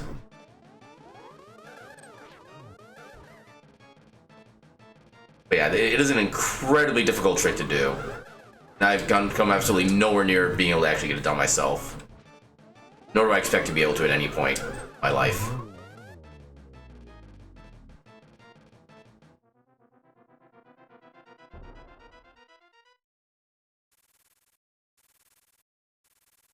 Yeah, otherwise we're fully decked out in equipment, so this should be a breeze.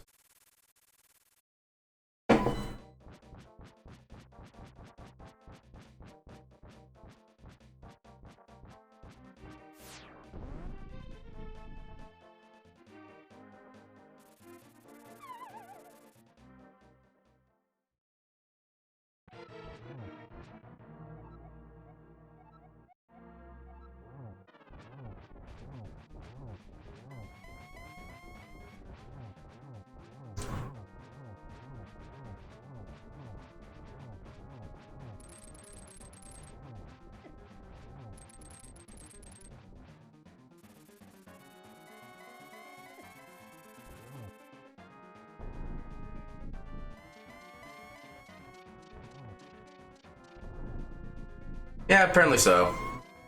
Which kind of makes me sad, but honestly, by the time we would have gotten it, it wouldn't have had really much use anyway. Especially since we already had our access into Lower North Earth using some cheesy methods. Yeah, I do plan on looking up where both the flute and space jump were in the spoiler. Just out of curiosity. Tower of Hera, yep, we found those. Is it not gonna work? Oh my god, it worked. Looks like I barely got the torch glitch. So yeah, torch glitch. So during this final phase of the fight, the lights kind of slowly start going out like that.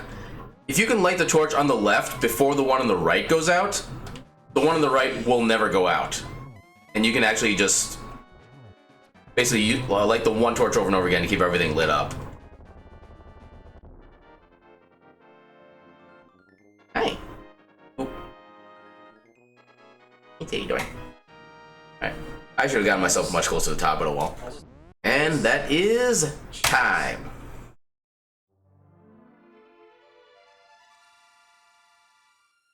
Warning, there is cat butt on the screen. And no, I am not singing that even though I know what song that is. Andy, why you do this? Why do you gotta moon my audience? Why must you cause the disrespect? Fine. Nope.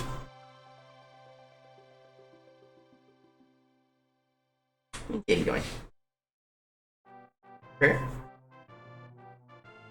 Is he being happy prayer?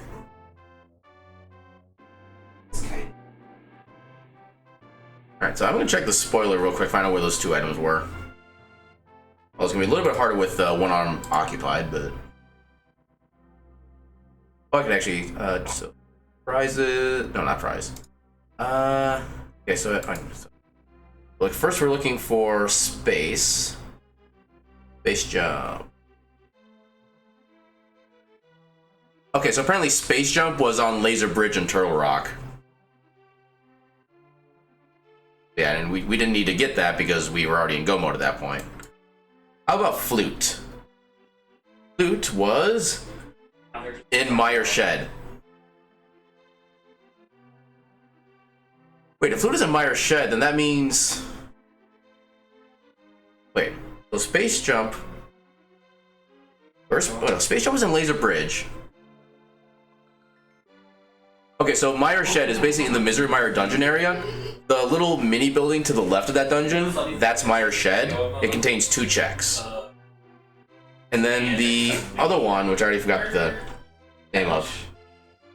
That was Meyer Shed. Space Jump was in.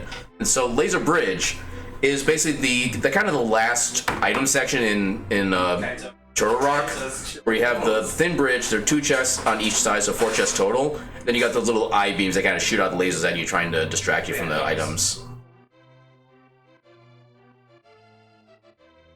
Yeah, which apparently means that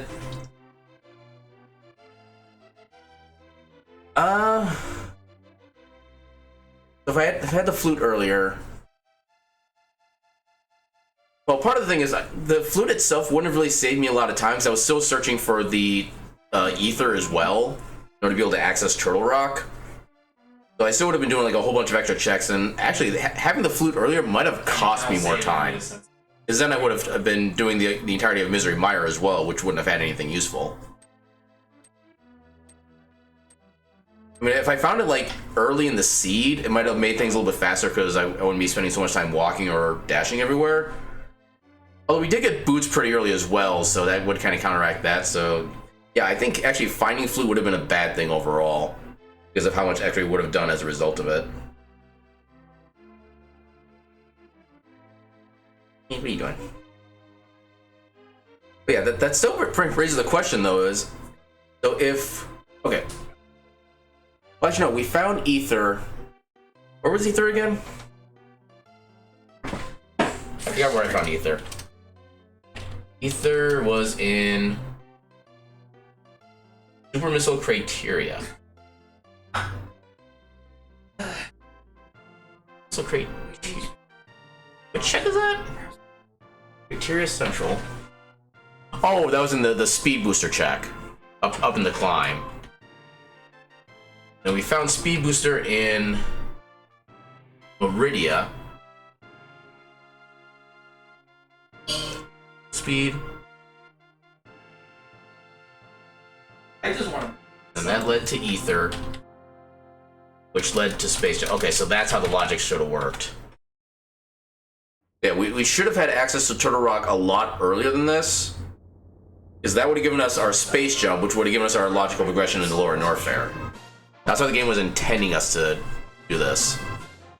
However, with Speed Booster being in the, or not Speed Booster, with Ether being in the Speed Booster check and the climb, there is absolutely no good way to get that routed in earlier. So I kind of had to last location that. Yeah, with the sole exception of where Ether was placed, that was actually a pretty good seed overall. Hammer position or hammer location could have been better, but yeah, it was nowhere near as bad as Ether was. Because Ether was just completely isolated at that point.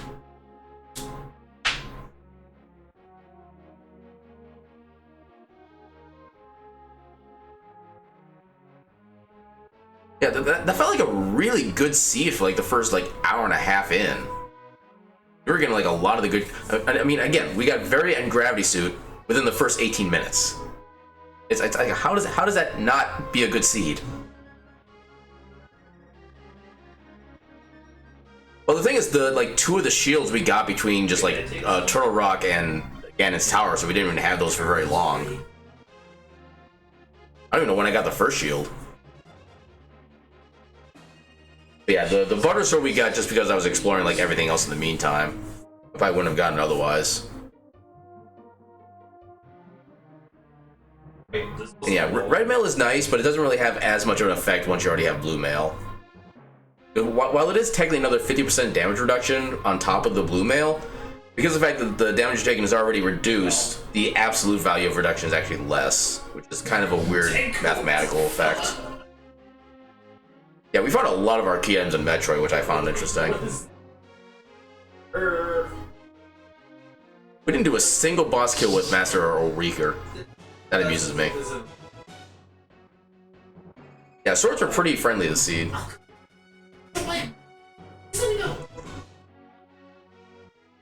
Yeah, getting both suits extremely early. I can't remember the last time we even had a case like that. I mean, I've had seeds where I find like either. Well, actually, the thing is, Varia was our first check. So if you start in Metroid, you go down to do the in-game transition into Link to the Past, save and quit into Sanctuary, first chest, Varia. So it was at that point I realized this is going to be a weird seed. Then we found Gravity like 15 minutes after that, and it's like, okay then. That's when I basically started doing everything in Metroid, and I found like 6 progression items in Criterion and Burnstar alone. So yeah, very good start, kinda crappy ending. Also, we're only like 3 minutes off between the two games as far as time spent. That also amuses me. I wonder why my time in Metroid is always so much longer than it is in like regular SM randos. I mean, even in seeds where like 100% for just SM rando alone, I don't spend that much time on it. I don't know. But yeah, that's gonna do it for me for the night. What is on the docket for tomorrow's Steam library tour? We did Antichamber last week. What is the next A in the list? Okay, we get to play that game again. That one, I think this one is basically a remake, kind of a remake of an older RPG that I don't want to spoil the name of yet, but trying to think of a, because the thing is, it's actually been so long since I've even looked at this. Actually, no, it wasn't a remake. It was just made by the same developers as the game series I enjoyed before. Yeah, I really don't remember much of this game because I never really, when I played it, it didn't really like connect with me very much, so I didn't really get into it. Yeah, I don't really have any real clue I can offer, unfortunately. It's basically, it's going to be an RPG that was released in, I need to go to the store. Yeah, it was released in, was that old? Apparently, it was released in October 2010. So yeah, a lot older game than I thought it was. And also has mixed reviews on Steam, which I can completely understand, because it wasn't exactly, like, the best game out there. Actually, I think it might have been one of those games where it's based, like, 20 or 30 years after the events of the original game. But anyway, so yeah. So we'll play that game tomorrow. We'll probably get a few hours in. If I remember this game well enough, I'm probably going to die a few times. Because this kind of game is a little on the brutal side in the early game. But yeah, so with that, we will get to that tomorrow at 2 p.m. Central. And until then, I bid you all a good night.